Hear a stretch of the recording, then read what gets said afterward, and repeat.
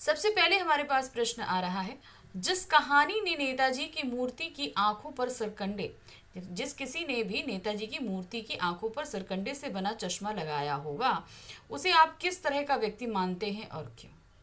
तो जाहिर सी बात है, ये बच्चों ने ही बनाया है ना।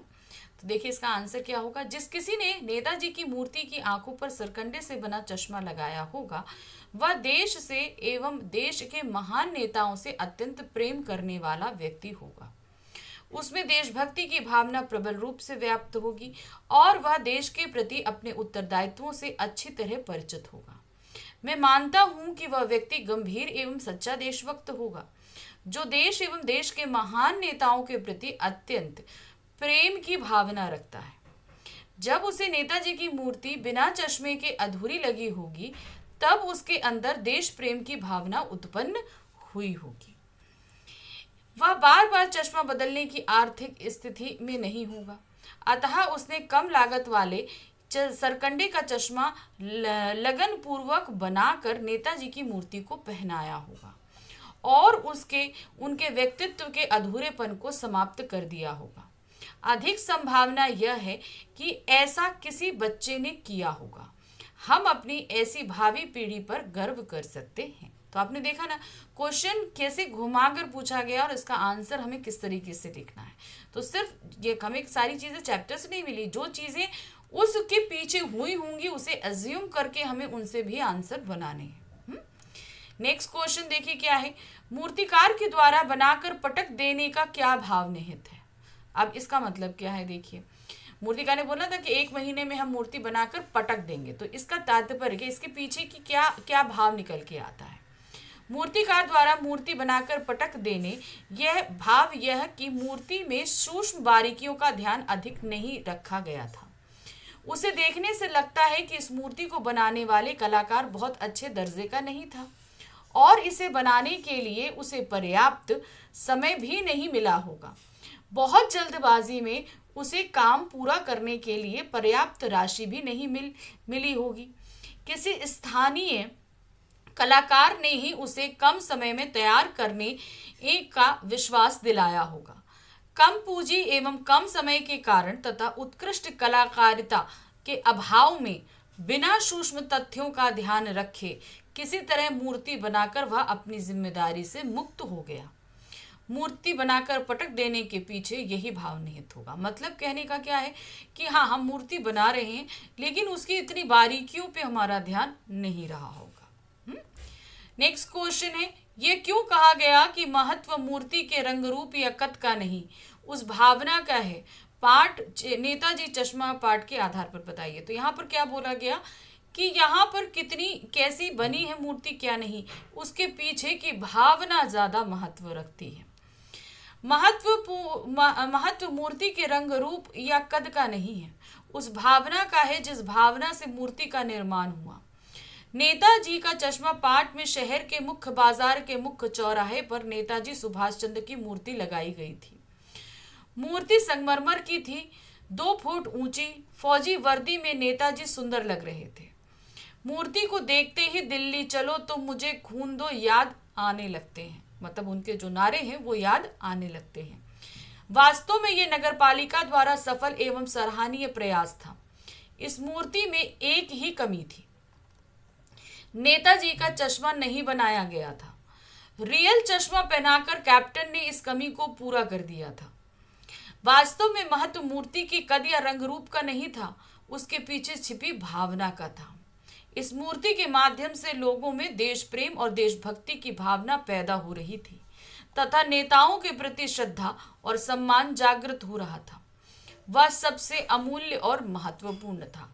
मतलब हम जो कार्य कर रहे हैं उसके पीछे हमारी करने की भावना क्या है और दूसरों के प्रति हम क्या भावना जागृत करना चाहते हैं, ये ज्यादा महत्व रखता है। तो जो मूर्ति बनाई गई भले उसमें कमी थी, लेकिन उसके पीछे की भावना बहुत ही उच्च थी। अगला प्रश्न है, अपने दैनिक कार्यों में किसी न किसी रूप में हम भी देश प्रेम की भावना को किस प्रकार प्रकट कर सकते हैं? तो दैनिक कार्य यानी कि हम लोग जो नॉर्मल इंसान हैं, हम लोग अपने कार्यों में किस तरीके से देशभक्ति की भावना प्रकट कर सकते हैं, कैसे अपने प्रति देश के प्रति अपने प्रेम को हम प्रकट करें। देश प्रेम प्रकट करने के लिए बड़े बड़े नारों की आवश्यकता नहीं होती है, ना ही जवान बलिष्ठ सैनिक होने की जरूरत होती है। देश प्रेम और देशभक्ति हृदय का भाव है, जिसे हम दैनिक कार्यों व छोटी छोटी बातों से प्रकट कर सकते हैं। अपने आसपास के लोगों के साथ प्रेम से रहना, सौहार्द की भावना, परस्पर सहयोग स्थापित करना, अपने आसपास के वातावरण को स्वच्छ एवं शांतिपूर्ण बनाए रखना, इन सब के द्वारा देश प्रेम के भाव को स्थापित कर सकते हैं। नेक्स्ट क्वेश्चन है, हालदार साहब को पानवाले की कौन सी बात अच्छी नहीं लगी और क्यों? उसने जो देशभक्तों का, यानी कि एक तरीके से कैप्टन का जो मजाक बनाया, इनडायरेक्टली उसने एक देशभक्त का मजाक उड़ाया, ये उसे बिल्कुल भी पसंद नहीं आया। हालदार साहब को पानवाले के द्वारा चश्मे बेचने वाले कैप्टन को लंगड़ा कहना अच्छा नहीं लगा, क्योंकि कैप्टन सहानुभूति एवं सम्मान का पात्र था। वह अपनी छोटी सी फेरी वाली दुकान से देशभक्त सुभाष चंद्र की मूर्ति पर चश्मा लगाकर उनके प्रति श्रद्धा प्रकट करता था। वह शारीरिक रूप से अपंग होते हुए भी देशभक्ति की भावना रखता था। शारीरिक रूप से जरूर अपंग था, लेकिन उसके अंदर देशभक्ति की भावना थी और वो जैसे प्रकट कर सकता था वो करता था। लेकिन पान वाले का उसका मजाक उड़ाना, यही चीज हालदार साहब को बिल्कुल पसंद नहीं आई थी। पानवाले के लिए यह एक मजेदार बात थी, लेकिन हालदार साहब के लिए चकित और द्रवित करने वाली। इस पंक्ति में किस बात की ओर संकेत किया है? अब ये कौन सी थी, कौन सी ऐसी बात थी? वो था सुभाष चंद्र बोस की मूर्ति पे चश्मा जो था वो ओरिजिनल था। ये बात पान वाले के लिए जो थी मजेदार बात थी, लेकिन हालदार साहब के लिए द्रवित करने वाली बात थी। पान वाले के लिए यह एक मजेदार बात थी, लेकिन हालदार साहब के लिए चकित और द्रवित करने वाली। इस पंक्ति में नेताजी सुभाष चंद्र बोस की मूर्ति के ओरिजिनल चश्मे से संबंधित बात की ओर संकेत किया गया है। मतलब वो किस ओर संकेत कर रहे हैं कि ये मूर्ति जो है वो किस तरीके से जो है ओरिजिनल चश्मा पहन कर रखती है। ये चीज उनको थोड़ा सा द्रवित करने वाली थी। नेताजी की मूर्ति पर ओरिजिनल चश्मा ना देखकर पान वाले से जब उसके विषय में पूछा कि मूर्ति का ओरिजिनल चश्मा कहाँ गया, तब पान वाले ने मुस्कुराते हुए जवाब दिया कि मास्टर बनाना भूल गया। ये बात पान वाले के लिए एक मजेदार बात थी कि हाँ, इतनी बड़ी मूर्ति बनाई और एक चश्मा बनाना भूल गया। ये बात मजेदार थी, परंतु हालदार साहब को मूर्ति पर चश्मा ना बनाने पर हैरानी थी और उन्हें इस बात का भी दुख था कि इतने बड़े देशभक्त नेता की मूर्ति पर चश्मा बनाने की भूल कैसे हुई। यद्यपि मूर्ति में और कोई कमी नहीं थी, मतलब इतना बड़ा एक व्यक्तित्व और उसके चेहरे की पहचान वो चश्मा जो है वो नहीं बना। ये बात उनको थोड़ा सा खल रही थी और उसकी जगह ओरिजिनल चश्मा लगाया जाना। नेक्स्ट क्वेश्चन है, सेनानी ना होते हुए भी चश्मे वाले को लोग कैप्टन क्यों कहते थे? सेनानी ना होते हुए भी चश्मे वाले को लोग कैप्टन इसलिए कहते थे क्योंकि उसके अंदर देशभक्ति की भावना कूट कूट कर भरी थी। मतलब अब वो सेना में नहीं था, ना रिटायर्ड था, ना कुछ था, लेकिन वो तब भी अपने क्या कहते हैं अपने देश के प्रति वो देशभक्ति की भावना रखता था और उसे प्रकट भी करता था। उसके हृदय में स्वतंत्रता आंदोलन में भाग लेने वाले सेनानियों के लिए विशिष्ट सम्मान था। वह नेताजी सुभाष चंद्र बोस का बहुत सम्मान करता था। नेताजी सुभाष चंद्र बोस की मूर्ति पर चश्मा ना होने से वह दुखी था। वह नेताजी की मूर्ति पर चश्मा लगाकर चश्मे की कमी की पूर्ति किया करता था। वह चश्मे बेचता था, अतः कोई न कोई चश्मा नेताजी की आंखों पर लगा देता था। बार बार मूर्ति पर नया चश्मा पहनाकर वह उनके प्रति एवं देश के प्रति श्रद्धा का भाव प्रकट करता था। प्रश्न संख्या 8 है, जब तक हालदार साहब ने कैप्टन को साक्षात नहीं देखा था, तब तक उनके मानस पटल पर उसका कौन सा चित्र रहा होगा, अपनी कल्पना से के आधार पर लिखिए। तो जब तक नहीं देखा था तब तक वो क्या सोच रहे थे कि कैप्टन एक बलिष्ठ, ताकतवर, स्वस्थ और डिसिप्लिन्ड एक व्यक्ति है। या तो वो फौज में होगा या अभी सैनिक है, या नेताजी की जो फौज है उससे उसका कोई सैनिक रहा होगा। तो यही सब उनके सोच में रहा होगा कैप्टन के लिए। जब तक हालदार साहब ने कैप्टन को साक्षात नहीं देखा था, तब तक उसके मानस पटल पर उसका एक भिन्न ही चित्र था। मतलब एक्चुअल जो वो था उससे बिल्कुल अलग चित्र था। उन्हें लगता था कि वह या तो नेताजी सुभाष चंद्र बोस का साथी रहा होगा या आजाद हिंद फौज का भूतपूर्व सिपाही। हमारी दृष्टि में हालदार साहब के मानस पटल पर कैप्टन का जो चित्र रहा होगा वह कुछ इस प्रकार होगा।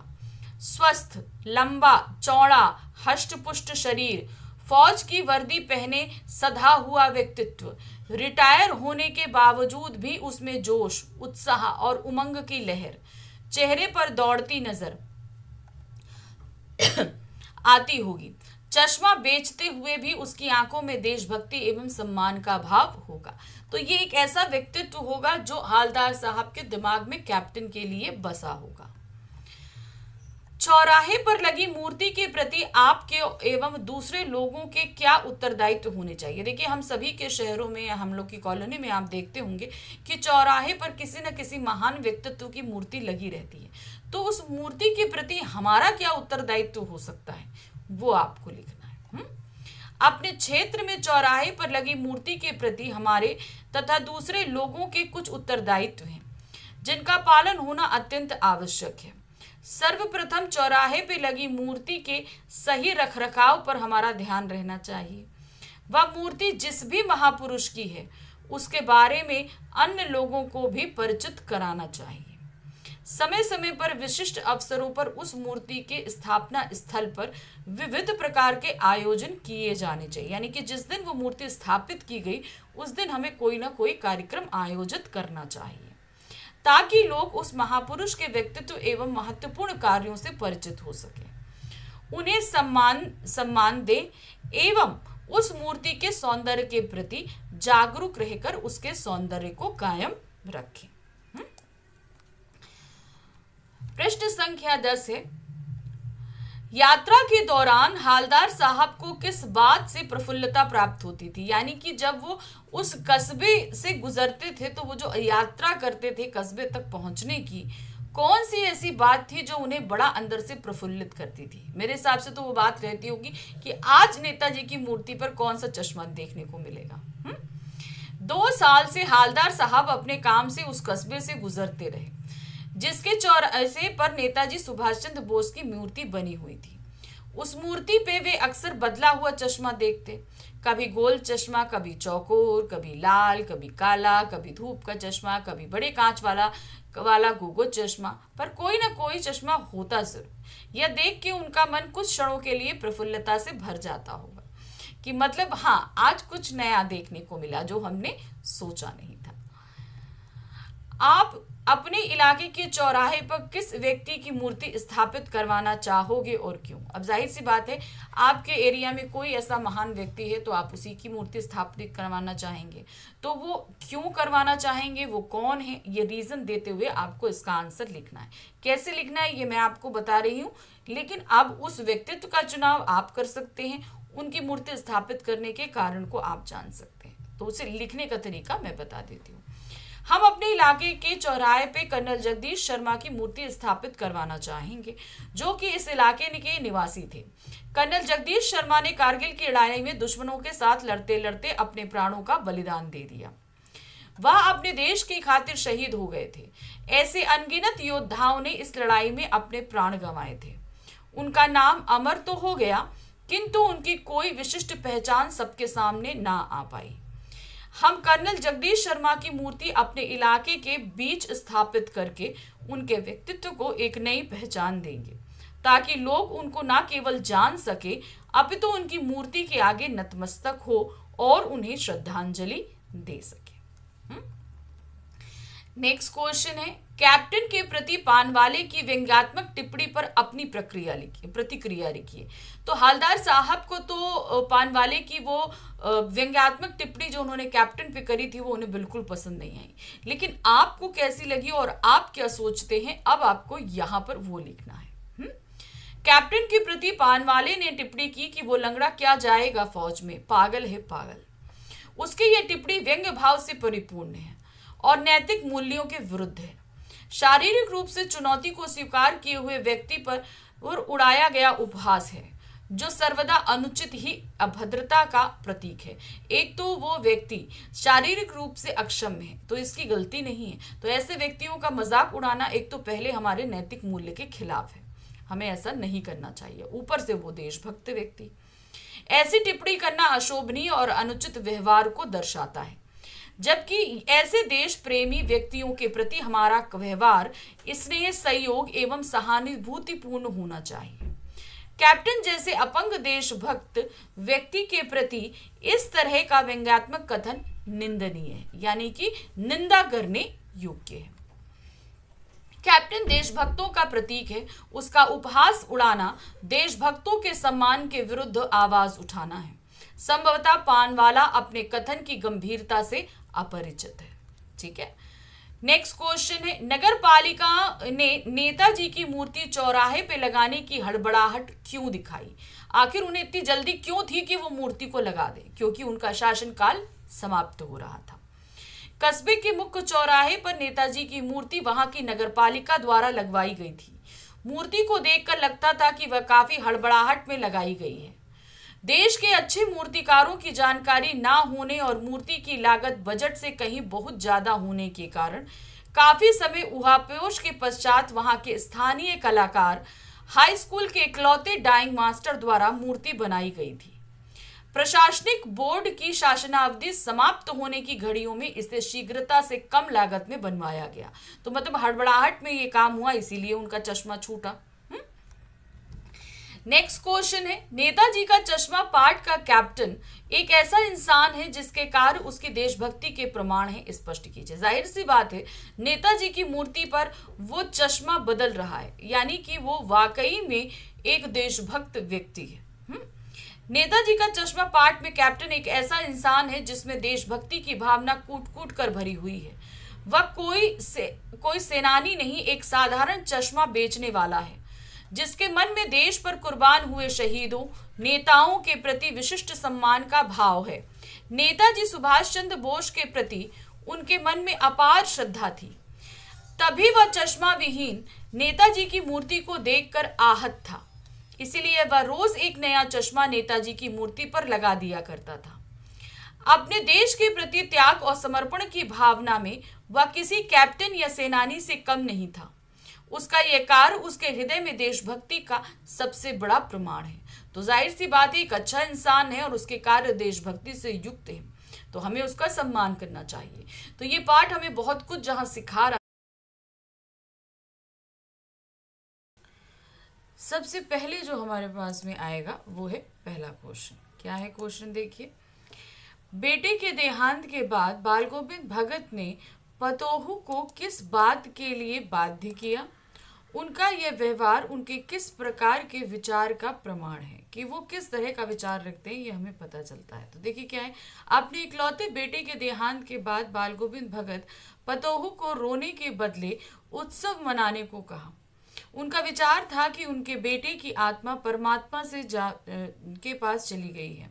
विरहिणी अपनी प्रेमी से जा मिली, अर्थात जो है परमात्मा वो प्रेमी है और जो आत्मा है वो क्या है, वो बिछड़ी हुई नायिका है। अब चूंकि जब शरीर से आत्मा निकली तो वो अपने प्रेमी परमात्मा से जाकर मिल गई। तो ये दुख का नहीं, उत्साह मनाने का समय है। अब इससे बढ़कर और अधिक आनंद की क्या बात हो सकती है? अब भाई दो बिछड़े हुए प्रेमी को अगर हम मिला रहे हैं तो इसका मतलब क्या हुआ, ये तो खुशी मनाने का समय है। इसके अलावा अपने प्रगतिशील मत के अनुसार वे विधवा पुनर्विवाह का समर्थन करते हैं। ये तो उन्होंने बताया ही बताया। फिर दूसरी चीज उन्होंने क्या कही, पतोहू के दूसरे विवाह के लिए बात उन्होंने करी। उन्होंने अपनी पतोहू को दूसरे शादी के लिए बाध्य करने की खातिर ही उसके भाई को बुलाकर उसके साथ कर दिया। वो नहीं जाना चाहती थी, लेकिन उन्होंने शर्त ऐसी रखी कि उनकी पतोहू को जाना पड़ा दूसरे विवाह के लिए। अपनी पतोहू के पुनर्विवाह संबंधी भगत का यह निर्णय अटल था, क्योंकि उनका विचार था कि अभी उसकी उम्र संसार देखने एवं उसके आनंद की है, यहाँ रहकर विधवा का जीवन जीते हुए उसकी सेवा करने की नहीं है। उनका यह व्यवहार उनके प्रगतिशील विचारधारा का प्रमाण है। तो यहाँ पर उन्होंने सिर्फ ये नहीं बताया कि उनकी जो विचार कबीर के हिसाब से थे, कबीर के हिसाब से, कि एक परमात्मा जब आत्मा से मिलती है तो उसका क्या स्वरूप होता है, ये चीज़ तो उन्होंने बताई ही बताई। लेकिन साथ में उन्होंने जो एक चीज़ और बताने का प्रयास किया कि वो उस समय की जो मान्यताएं हैं उनको ठुकराते हैं। उन्होंने विधवा विवाह की बात रखी और इसके लिए अपनी बहू को बाध्य भी उन्होंने किया। नेक्स्ट क्वेश्चन है, मोह और प्रेम में अंतर होता है। बाल गोविंद भगत के जीवन की किस घटना के आधार पर आप इस कथन को कैसे सच कर सकते हैं? मोह और प्रेम, ये दोनों चीजों में अंतर है। आपको अब बाल गोविंद भगत की जो है वो कोई घटना है जिस पर इसको सिद्ध करना है। क्या है? मोह और प्रेम में अंतर होता है। मोह में पड़कर व्यक्ति स्वार्थी बन जाता है, जबकि प्रेम में पवित्रता एवं सात्विकता का तत्व विद्यमान रहता है। प्रेम में स्वार्थ नहीं, हित चिंतन का तत्व मुख्य रहता है। यानी कि हम जब प्रेम करते हैं तो हम क्या करते हैं, हम जिससे प्रेम कर रहे हैं उसका भला चाहते हैं, उसका हर तरीके से अच्छा करना चाहते हैं। लेकिन जब हम मोह में पड़ते हैं तो हम स्वार्थी होते हैं, हम अपने स्वार्थ को देखने, प्रेम हम वहाँ पे भी करते हैं लेकिन हम मोह में बंधे होते हैं, तब हम सिर्फ अपने आप को सर्वोपरि कर लेते हैं। बाल गोविंद भगत के जीवन की निम्न घटना के आधार पर इस कथन को पुष्ट किया जा सकता है। भगत जी के एकमात्र पुत्र की मृत्यु हो गई। वह उसकी मृत्यु पर मोह में पड़कर शोकाकुल नहीं थे। जब उसकी मृत्यु हुई तो वो शोक में नहीं थे, अपितु उनका पुत्र सांसारिक बंधुओं से मुक्त हो गया था, ऐसा मानकर वे गीत गा रहे थे। तो भाई इकलौता पुत्र था, मोह था, लेकिन नहीं, वो खुश थे क्योंकि उन्हें ये लगा कि वो सांसारिक बंधनों से मुक्त हो गया है। वह इस आत्मा एवं परमात्मा के मिलन का अवसर मान रहे थे। उन्होंने विलाप करते हुए अपनी पुत्रवधू को भी यह बात समझाई कि मतलब ये रोने का समय नहीं है, उत्सव का समय है। तुम्हें मोह नहीं दिखाना, तुम्हें प्रेम पे टिके रहना है। इस अवसर पर उन्होंने मोह से मुक्त मन से पुत्रवधू के भाई को उसका दूसरा विवाह करने का निर्देश भी दिया। वे स्वयं बूढ़े हो गए थे, बुढ़ापे का उनका कोई सहारा नहीं था। यदि वे अपनी पुत्रवधू को अपने सुख के लिए अपने पास रख लेते तो ये उनका मोह था, क्योंकि यहाँ पर वो स्वार्थी हो जाते और पुत्रवधू का भविष्य नहीं देखते। परंतु पुत्र वधू के भविष्य पर विचार करना उनके मन में प्रेम की भावना को दर्शाता है कि वो अपनी बहू से प्रेम करते थे, इसीलिए उन्होंने उसके दूसरे विवाह की बात सोची। नेक्स्ट क्वेश्चन आते हैं, बाल गोविंद भगत की पुत्रवधू की ऐसी कौन सी इच्छा थी जिसे वे पूरा ना कर सके, कारण स्पष्ट कीजिए। अब उनकी पुत्रवधू की क्या इच्छा थी जो बाल गोविंद भगत ने पूरी नहीं करी? बाल गोविंद भगत की एकमात्र पुत्र की मृत्यु हो गई। उसकी पुत्रवधू की यह इच्छा थी कि वह अपना शेष जीवन भगत जी की सेवा में बिताए। वह उन्हें अकेला छोड़ना नहीं चाहती थी।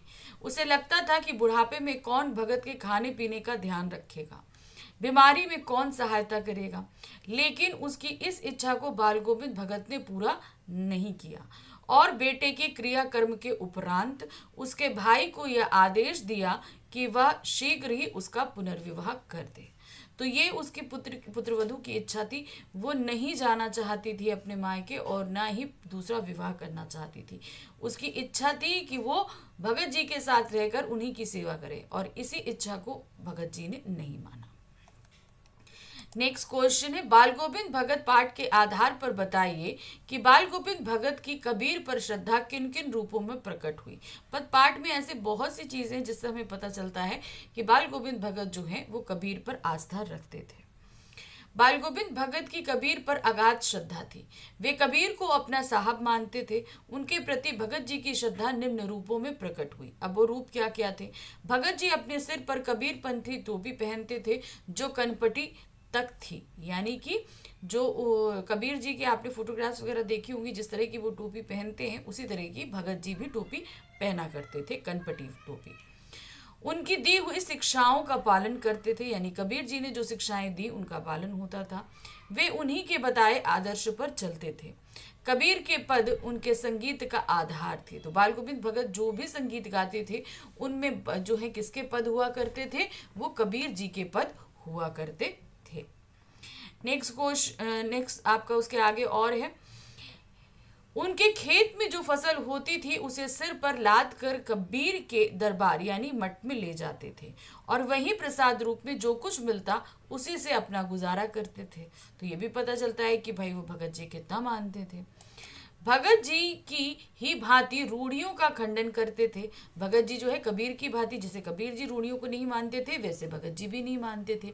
वह कबीर की भांति परमात्मा में विश्वास रखते थे, इसीलिए कबीर के विचारों पर उनकी अगाध श्रद्धा थी।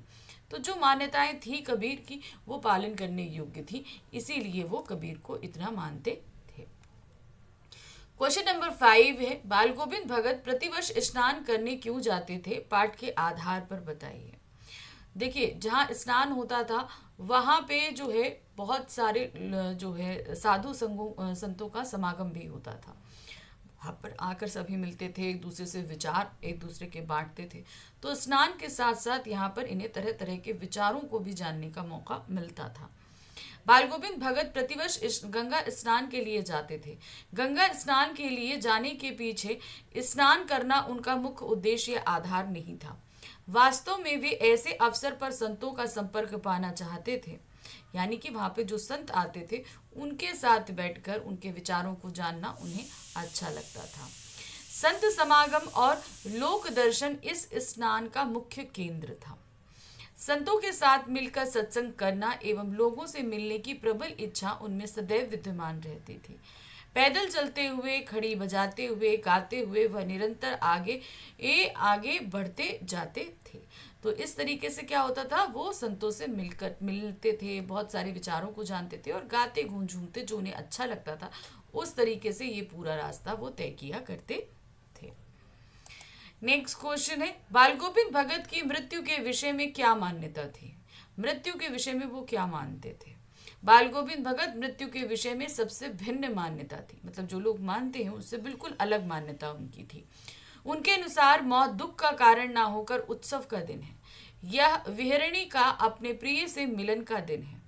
उनके अनुसार मृत्यु वह है जब शरीर को छोड़कर आत्मा परमात्मा से मिलती है। इसीलिए इस दिन किसी भी प्रकार का शोक नहीं मनाना चाहिए। वो आत्मा को बिछड़ी हुई प्रेमिका और परमात्मा को प्रेमी मानते थे। मृत्यु के बाद आत्मा परमात्मा से मिल जाती है और ये मिलन का दिन होता है। इस दिन शोक नहीं मनाना चाहिए, ऐसा उनका मानना था। बाल गोविंद भगत किस संत के अनुयायी थे और उन पर उनका कितना प्रभाव था। तो वो किस संत को मानते थे, वे कबीर दास के अनुयायी थे और उनकी सभी मान्यताओं को वो मानते थे, उनके पदों को गाते थे, उनकी इतनी श्रद्धा रखते थे कि खेत में उपजा अनाज तक पहले उनके मठों पर दान होता था, फिर जो बचता था वो उनको वो लेकर आते थे। बाल गोविंद भगत संत कबीर दास के अनुयायी थे। कबीर दास पर उनकी अगाध श्रद्धा थी। वे कबीर को अपना साहब मानते थे और उन्हीं की दी गई शिक्षाओं का पालन करते थे। उनका सब कुछ साहब का था। खेत में जो फसल होती थी वे कबीर के दरबार में ले जाते थे। वहां प्रसाद स्वरूप जो कुछ मिलता उसी में अपना गुजारा चलाते थे। कबीर की ही भांति वे परमात्मा में विश्वास रखते थे। वास्तव में कबीर के विचारों पर उनकी अगाध श्रद्धा थी। तो कबीर में वो बहुत ज्यादा विश्वास रखा करते थे। क्वेश्चन नंबर 8 है, बाल गोविंद भगत की उन 3 विशेषताओं का उल्लेख कीजिए जिनके कारण उन्हें भगत कहा जाने लगा था। वो 3 जिसके कारण उनको भगत कहते थे। भगत के मन में दूसरों के प्रति कल्याण की भावना थी, जैसे एक साधु संत की होती है ना, उसी तरीके से। ईर्षा, द्वेष, लोभ, लालच, स्वार्थ उनमें लेश मात्र भी नहीं था। इतना भी उनके अंदर जो है वो नहीं था कि वो दूसरे से द्वेष रखें, उन्हें लोभ हो, कुछ भी नहीं था। बाह्य आडंबरों व पाखंडों के विरोधी भगत जी सीधा साधा जीवन व्यतीत करते थे। उपयुक्त विशेषताओं के कारण उन्हें भगत कहा जाता। भगत अर्थात उनके अंदर साधु जैसी विशेषता। भगत का मतलब क्या, एक साधु संत के अंदर जो विशेषताएं होती हैं वो विशेषता। अगर आपके सामने ये क्वेश्चन रख दिया जाए कि बाल गोविंद भगत की उन विशेषताओं का उल्लेख कीजिए जिनके कारण उन्हें साधु की मान्यता प्राप्त थी, तो तब भी यही आएगा, क्योंकि भगत का तात्पर्य यहाँ उनके नाम से नहीं है। भगत की उनको उपाधि मिली थी क्योंकि उनके व्यवहार में एक साधु जैसा बिहेवियर था। नेक्स्ट क्वेश्चन है, बाल गोविंद भगत पाठ में चित्रित भगत गृहस्थ होकर भी हर दृष्टि से साधु थे। क्या साधु की पहचान माला, तिलक एवं गेरुए वस्त्रों से होती है या उनके आचार विचार से? इस विषय में अपने विचार प्रस्तुत कीजिए। तो भगत जी का हम लोगों ने व्यक्तित्व देखा कि वो एक गृहस्थ थे, वो खेती बाड़ी करते थे, अन्न उपजाते थे, उनके एक बेटा था, बहू था, घर संभालते थे, सब कुछ होता करते थे। तो एक गृहस्थ व्यक्ति ऐसे ही जीवन व्यतीत करता है, तो भगत जी ऐसे करते थे। लेकिन जो उनके आचार विचार थे, किसी की वस्तु को बगैर छुए लेना नहीं, किसी से लोभ नहीं, द्वेष नहीं, सब क्या कहते हैं, भगवान की आराधना में रम रहना, तो ये सारे जो उनके बिहेवियर जो थे वो सभी क्या थे, एक साधु के थे। इसीलिए उन्हें एक गृहस्थ होते हुए भी साधु की संज्ञा प्रदान की गई थी, इसीलिए उन्हें बाल गोविंद भगत कहते थे। ठीक है। किसी भी साधु की पहचान माला, तिलक तथा गेरुए वस्तुओं से नहीं अपितु उसके आचार विचार से होती है। साधु भौतिक वस्तुओं का संचय नहीं करता है, यानी कि जैसे हम लोग अपने जीवन में बहुत सारी चीजों को एकत्र करते हैं, वैसा वो नहीं करता है। अभाव व कष्ट में भी जीवन जीते हुए सुख का अनुभव करता है। आपको चाहे जितना दुख हो, तकलीफ हो, लेकिन आप जैसे सुख में रहते हैं उसी तरीके से उन परिस्थितियों में तो भगत जी के अंदर भी था। देखिए, बेटे की मृत्यु हुई लेकिन तब भी वो खुश ही थे। परोपकार की भावना उनके जीवन का लक्ष्य होती है। भगत गृहस्थ होते हुए भी साधुता की कसौटी पर खरे उतरते थे। वह कृत्रिमता व आडंबरों से कोसों दूर थे। वह त्याग प्रवृत्ति में ही जीवन की सार्थकता मानते थे। तो उनके इन आचार विचार की वजह से ही उन्हें एक साधु की संज्ञा मिली थी, जबकि थे वो एक गृहस्थ। तो एक जो है साधु को हम उसके पहनावे से, वेशभूषा से नहीं पहचानते, एक साधु आचार विचार से साधु बनता है। तो यहाँ खत्म हो गया ये अध्याय। तो ये नहीं कि अध्याय के साथ ही सब कुछ खत्म हो गया है। देखते हैं कि क्या है इन क्वेश्चंस में। पहला प्रश्न है, नवाब साहब द्वारा खीरा खाने के तरीके से क्या उदर पूर्ति संभव है या नहीं? तो इस तरीके को अपनाने में व्यक्ति को किस प्रवृत्ति का आभास होता है? तो जिस तरीके से उन्होंने अपने उदर पूर्ति का मतलब है खाना खा के पेट भरने की जो तरीका उन्होंने किया कि सिर्फ सूंघ कर उन्होंने अपने पेट को भर लिया, क्या इससे उदर पूर्ति संभव है, यानी कि पेट का भर जाना पॉसिबल है? मेरे हिसाब से तो बिल्कुल भी नहीं है। तो उन्होंने इस तरीकों को अपनाने में व्यक्ति किस प्रवृत्ति का आभास होता है? ये उनके दिखावे की प्रवृत्ति थी, अपने अहंग को दिखाने की तरीका। नवाब साहब द्वारा खीरा खाने के तरीके से उदर पूर्ति संभव नहीं है। नवाब साहब द्वारा खीरे को मानसिक या मनोवैज्ञानिक स्तर पर सेवन किया गया है, यानी कि उन्होंने सिर्फ दिमाग से उसका सेवन किया है, मुंह से उसका सेवन नहीं किया है, शारीरिक या भौतिक स्तर पर नहीं किया है। उदर पूर्ति तब तक संभव नहीं है जब तक भौतिक पदार्थ का सेवन ना किया जाए, यानी कि लिटरली हम कोई चीज खाएं नहीं तब तक पेट नहीं भर सकता है और वह व्यक्ति ई के उदर में ना पहुंचे। नवाब साहब वास्तव में ये दिखलाना चाहते हैं कि वे इतने बड़े खानदानी रईस हैं कि खीरे जैसी तुच्छ खाद्य वस्तु उनके उदर में जाने लायक नहीं है। वे तो केवल इसकी सुगंध ही लेना चाहते थे, इसलिए उन्होंने इस खीरे को खरीदा था। वे अपनी रईसी का अनूठा प्रदर्शन करके ये जताना चाहते थे कि उनका पेट तो केवल सुगंध मात्र से ही भर जाता है। उन्होंने तो लेखक के सामने डकार लेकर इस बात का प्रमाण देने की भी कोशिश करी। इन सब से उनके अहंकारी स्वभाव, प्रदर्शन या दिखावापन की भावना का पता चलता है कि मोस्टली क्या है, वो दिखाने का प्रयत्न कर रहे हैं।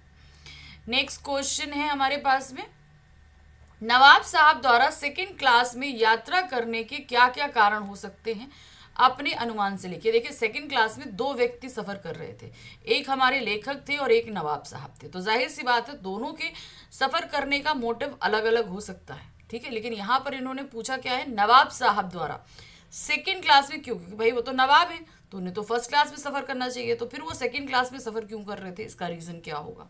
ठीक है, देखिए क्या है, नवाब साहब द्वारा सेकंड क्लास में यात्रा करने के कुछ प्रमुख कारण निम्नलिखित हो सकते हैं। संभवतः नवाब साहब अब केवल कहने एवं दिखाने के लिए नवाब हो, अथवा उनकी आर्थिक स्थिति वास्तविक नवाबों जैसी ना रही हो।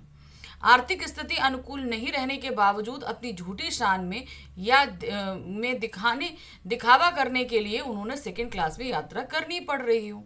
यानी कि उनके पास उनकी आर्थिक स्थिति अच्छी नहीं है, इसलिए वो फर्स्ट क्लास का टिकट नहीं ले सकते, इसलिए उन्होंने सेकंड क्लास का टिकट लेकर सफर करना ज्यादा उचित समझा। संभवतः वह भीड़ से राहत पाने के लिए सच में मानसिक शांति एवं एकांत चाहते हूँ। चूंकि फर्स्ट क्लास अधिक महंगा पड़ता होगा, इसलिए वे सेकंड क्लास में यात्रा कर रहे हो। मतलब वो शांति चाहते थे, तो उन्होंने वो शांति तलाशी कि हम ऐसी जगह चले से सफर करते हैं जहां पर लोग कम होंगे। फर्स्ट क्लास में तो वाकई क्लासी लोग होते और कम होते, लेकिन वो उनका टिकट ज्यादा महंगा था, तो उन्होंने चलो सेकंड क्लास में भी ज्यादा लोग सफर नहीं करते, हम सेकंड क्लास में सफर कर लेते हैं। तीसरा कारण क्या हो सकता है? लोगों की भीड़ से बचना और अधिक महंगा टिकट ना खरीद पाना, इन दोनों के बीच का मार्ग है। सेकंड क्लास में यात्रा करना संभवतः यही कारण रहा होगा। मतलब अब इन्होंने दो कारणों के बीच का रास्ता निकाला। पहला कारण उन्होंने पहले पॉइंट में बताया, दूसरा कारण दूसरे पॉइंट में बताया, तीसरा कारण उन्होंने बताया कि उन दोनों के बीच का रास्ता निकाला। वो भीड़ से भी बचना चाहते थे और ज्यादा महंगा टिकट भी नहीं ले सकते थे, इसलिए उन्होंने सेकंड क्लास में सफर किया। ये कारण हो सकता है। नेक्स्ट क्वेश्चन में आते हैं। लखनवी अंदाज पाठ में नवाब साहब की एक सनक का वर्णन किया गया है। सनक ही तो थी भाई, खीरा इतना करीने से करना वरना उसके बाद सूंघ के फेंक देना, तो सनक ही है। क्या सनक का कोई सकारात्मक रूप हो सकता है? यदि हाँ, तो ऐसी सनकों का वर्णन कीजिए। बात सही है, यहाँ पर उनकी सनक जरूर गलत थी, लेकिन अगर इसी सनक को हम पॉजिटिव वे में या कंस्ट्रक्टिव वे में ले जाएं तो बात बहुत अच्छी भी साबित हो सकती है। ठीक है ना। तो अब ये क्या है देखिए, लखनवी अंदाज पाठ में खीरे के संबंध में नवाब साहब के व्यवहार को उनकी सनक कहा जा सकता है। सनक का सकारात्मक रूप भी हो सकता है। सनक को पूर्ण आत्मविश्वास के रूप किसी काम को करने की लगन या धुन के साथ जोड़ा जा सकता है। इतिहास में ऐसी सनकों के अनगिनत उदाहरण मिलते हैं, जैसे स्वामी विवेकानंद को ज्ञान प्राप्त करने की सनक थी, महात्मा बुद्ध को जीवन का सत्य खोजने की सनक थी, चाणक्य को नंद वंश का समूलन विनाश करने की सनक थी, भगत सिंह को देश पर मर मिटने की सनक थी, महात्मा गांधी को देश आजाद कराने की सनक थी आदि। ये ऐसे उदाहरण हैं जो उनके सकारात्मक पक्ष को पुष्ट करते हैं। तो मतलब सनक को अगर सही पॉजिटिव वे में टर्न किया जाए तो वो बहुत ही अच्छी साबित हो सकती है। प्रश्न संख्या 4 है, नवाब साहब ने गर्व से गुलाबी आंखों द्वारा लेखक की तरफ क्यों देखा? आखिर क्यों देखा था नवाब साहब ने हमारे लेखक की तरफ? नवाब साहब ने खीरे की फाकों पर नमक मिर्च छिड़का, सूंघा और फिर एक एक करके सभी फाकों को खिड़की से बाहर फेंक दिया। ये काम किया था। इसके पश्चात गर्व से गुलाबी आंखों द्वारा लेखक की तरफ देखा। मतलब ये सारा खीरा फेंकने के बाद बहुत ही प्राउड फील कर रहे थे और उस प्राउड फील आइज से उन्होंने हमारे किसकी तरफ देखा? लेखक की तरफ देखा। वह अपनी इस प्रक्रिया के द्वारा लेखक को अपना खानदानी रईसीपन दर्शाना चाहते थे कि हम बहुत रईस हैं। यह भी बताना चाहते थे कि नवाब लोग खीरे जैसी साधारण वस्तु को इसी तरह से खाते हैं, जबकि इन सब के मूल में उनके दिखावे से परिपूर्ण व्यवहार ही सामने आया है। तो ये सब वो दिखा रहे थे, लेकिन उसमें के पीछे उनका दिखावटी व्यवहार था। नेक्स्ट है क्वेश्चन नंबर 5, नवाब साहब का कैसा भाव परिवर्तन लेखक को अच्छा नहीं लगा और क्यों? लखनवी अंदाज पाठ के आधार पर भाई, जब हमारे लेखक डिब्बे के अंदर दाखिल हुए और जब इन नवाब साहब के पास हाथ पड़े तो उनके जो हाव भाव ऐसे थे कि जैसे अरे ये कौन आ गया। मतलब उनका आना उनको संतुष्टि नहीं दे रहा था और बिल्कुल भी इन्होंने तवज्जो नहीं दिखाई और आंखें फेर ली थी। फिर जब खीरा खाने की बारी आई तब हमारे लेखक को वो ऑफर करते कि भाई खा लीजिए। तो पहले तो आपने कोई अभिवादन नहीं किया, भाई हम किसी से पहले मिलते हैं तो हाय हेलो करते हैं ना, तो तब तो आपने बिल्कुल मुंह फेर लिया और जब खीरा खाने की बारी आई तब ऑफर कर रहे थे। ये भाव परिवर्तन हमारे लेखक को बिल्कुल भी पसंद नहीं आया था।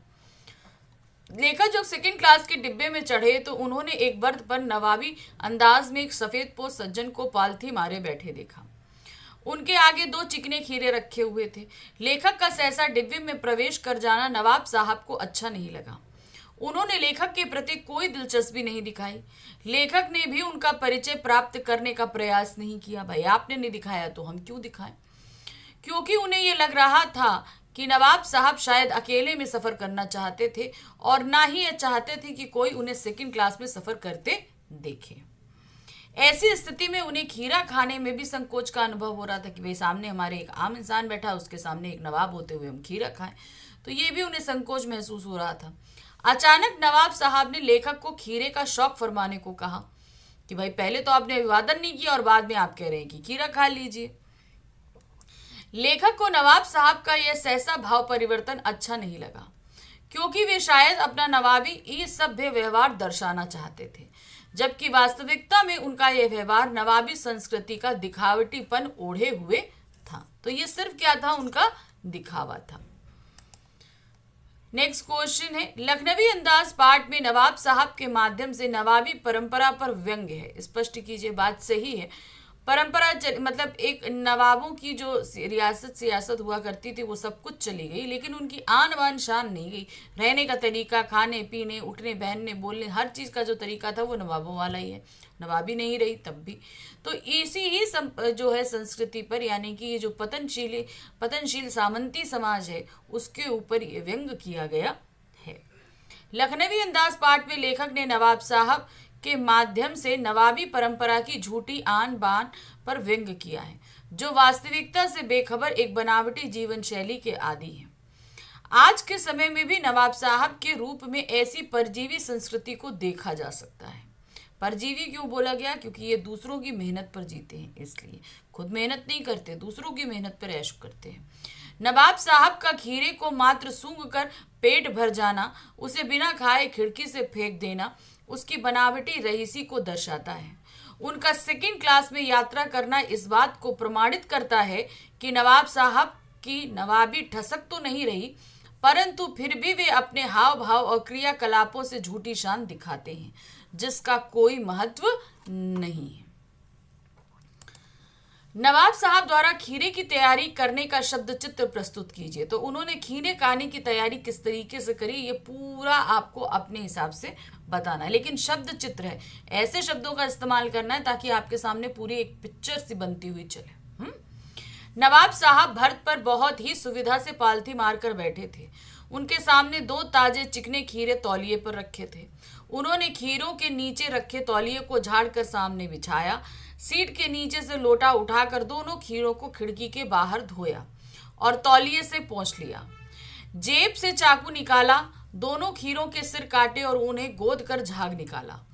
फिर खीरों को बहुत एहतियात से छीलकर फाकों को करीने से तौलिए पर सजाते हुए, इसके पश्चात नवाब साहब ने बहुत ही करीने से खीरे की फाकों पर जीरा मिला नमक और लाल मिर्च की सुर्खी बुरुक दी। इस प्रक्रिया में उनका मुख खीरे के रसास्वादन की कल्पना से प्लावित हो गया। यानी कि वो जो खीरे में पनिहात आ जाती है ना, तो प्लावित हो जाना, यानी कि खीरे खाने की जो लालसा थी उसकी वजह से मुंह में पानी आ गया था। तो वो ये पूरी प्रक्रिया थी उनके खीरे काटने और छीलने और सब कुछ करके रखने की। अगला प्रश्न है, लखनवी अंदाज पाठ में नवाब साहब के विषय में पढ़कर आपके मन में कैसे व्यक्ति का चित्र उभरता है? अब हमने नवाब साहब के बारे में पढ़ा, तो आपको कैसे व्यक्ति का एक शब्द का चित्र उभर के आ रहा है ये बताना है। लखनवी अंदाज पाठ में नवाब साहब के विषय में पढ़कर एक ऐसे व्यक्ति का चित्र उभर कर सामने आता है जो पतनशील सामंती वर्ग का प्रतिनिधि है। वास्तविकता में वे बनावटी जीवन जीने के आदी हैं, नफासत, नजाकत और प्रदर्शन प्रिय हैं। नवाब साहब वास्तव में पतनशील सामंती वर्ग के जीते जागते उदाहरण हैं। नवाब साहब खीरा खाने के लिए यत्नपूर्वक तैयारी करते हैं। खीरा काटकर उस पर नमक मिर्च लगाते हैं, किंतु बिना खाए ही केवल सूंघ कर रसास्वादन कर खिड़की से बाहर फेंक देते हैं। वास्तव में इनके द्वारा वे अपनी नवाबी रईसी का गर्व अनुभव करते हैं और रईसी का प्रदर्शन भी करते हैं। नवाब साहब का व्यक्तित्व एक ऐसे व्यक्ति ही का व्यक्तित्व है जो बनावटी जीवन शैली का अभ्यस्त है। तो हमें एक ऐसा व्यक्ति देखने को मिल रहा है जिसका जीवन पूरी तरीके से जो है बनावट पर आधारित है। वो एक्चुअल क्या है वो इस चीज को प्रदर्शित नहीं करता, वो एक नवाब है इस चीज को प्रदर्शित करना चाहता है, इसलिए उस नवाबी के लिए उसके अंदर बनावटी, वो एक्चुअल में क्या चीजें हैं, कैसा व्यक्तित्व है ये हमें समझ नहीं आता, लेकिन दिखावटीपन उसके अंदर भरपूर है। नेक्स्ट क्वेश्चन है, लखनवी अंदाज पाठ में लेखक को नवाब साहब में खानदानी तहजीब, नफासत, नजाकत के क्या सबूत दिखाई दिए? पाठ के आधार पर बताइए। तो नवाबी जो खानदानों की जो तहजीब, नज़ाकत और नफासत होती है, ये हमारे लेखक कैसे कह सकते हैं कि वो नवाब साहब के अंदर थी? जाहिर सी बात है उन्होंने देखा होगा तभी बोला ना, तो वो कैसे देखा और क्या देखा? नवाब साहब एक विशेष प्रकार की नफासत, नज़ाकत और खानदानी तहजीब के लिए प्रसिद्ध हैं। लखनवी अंदाज पाठ में भी नवाब साहब की खानदानी तहजीब, नफासत और नज़ाकत का उदाहरण मिलता है। नवाब साहब की खानदानी तहजीब उस समय नजर आती है जब वह बहुत ही अदब के साथ लेखक को संबोधित करते हैं। क्या कहते हैं? आदाब अर्ज जनाब, खीरे का शौक फरमाएंगे। तो इनके अल्फाजों से ही वो नज़ाकत और नफासत स्पष्ट है। यहाँ उनकी विनम्रता पूर्व आग्रह की प्रवृत्ति भी नजर आती है, कि मतलब एक नवाबों में जो विनम्रता होती है वो चीज भी नजर आ रही है। नवाब साहब खीरा खाने के लिए बहुत ही यत्नपूर्वक तैयारी करते हैं। खीरों को धोना, पोंछना, एहतियात से छील कर फाके करीने से तौलिए पर सजाना उनकी नफासत का बेहतरीन उदाहरण है। खीरों को बिना खाए सूंघ कर रसास्वादन कर खिड़की से बाहर फेंकना और फिर लेट जाना, इस प्रक्रिया में उनकी नवाबी नज़ाकत समझती। भाई नवाब जो है वो बहुत नाजुक होते हैं, वो काम वगैरह करते नहीं, लेकिन हमारे यहाँ नवाब साहब ने क्या किया, इतना भारी काम, खीरा छील दिया, उसको सूंघ कर फेंक दिया, तो मतलब बहुत काम। तो वो उनकी नज़ाकत यानी कि उनकी जो नाजुकीपन है वो झलकता है कि किस तरीके से उन्होंने इतनी मेहनत का काम किया है। तो ये सब उनके बिहेवियर में झलकता है नवाबों के में। लखनवी अंदाज पाठ में नवाब साहब के क्रियाकलापों से हमें उनकी जिस जीवन शैली का परिचय प्राप्त होता है, क्या आपकी आज की बदलती परिस्थितियों में उसका निर्वाह है? तर्क सहित उत्तर दीजिए। ठीक है, तो देखिए क्या है। लखनवी अंदाज पाठ में नवाब साहब के क्रियाकलापों से हमें उनकी वास्तविकता से बेखबर बनावटी जीवन शैली का परिचय प्राप्त होता है। उनका वास्तविक जीवन हमें देखने को नहीं मिला, जो नवाबों का बनावटी होता है वो देखने को मिला है। नवाब साहब द्वारा अकेले ही खीरा खाने का प्रबंध करना और लेखक के आ जाने से उन खीरों को सूंघ कर खिड़की से फेंक कर अपनी नवाबी रईसी पर गर्व अनुभव करना, इसी दिखावे का प्रतीक है।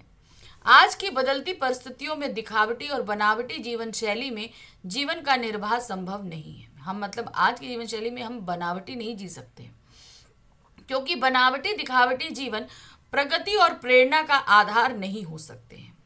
ऐसे में जीवन में न आनंद है, न वास्तविकता और न ही जीवंतता। सरल, सहज, गतिशील जीवन ही आज के समय की मांग है।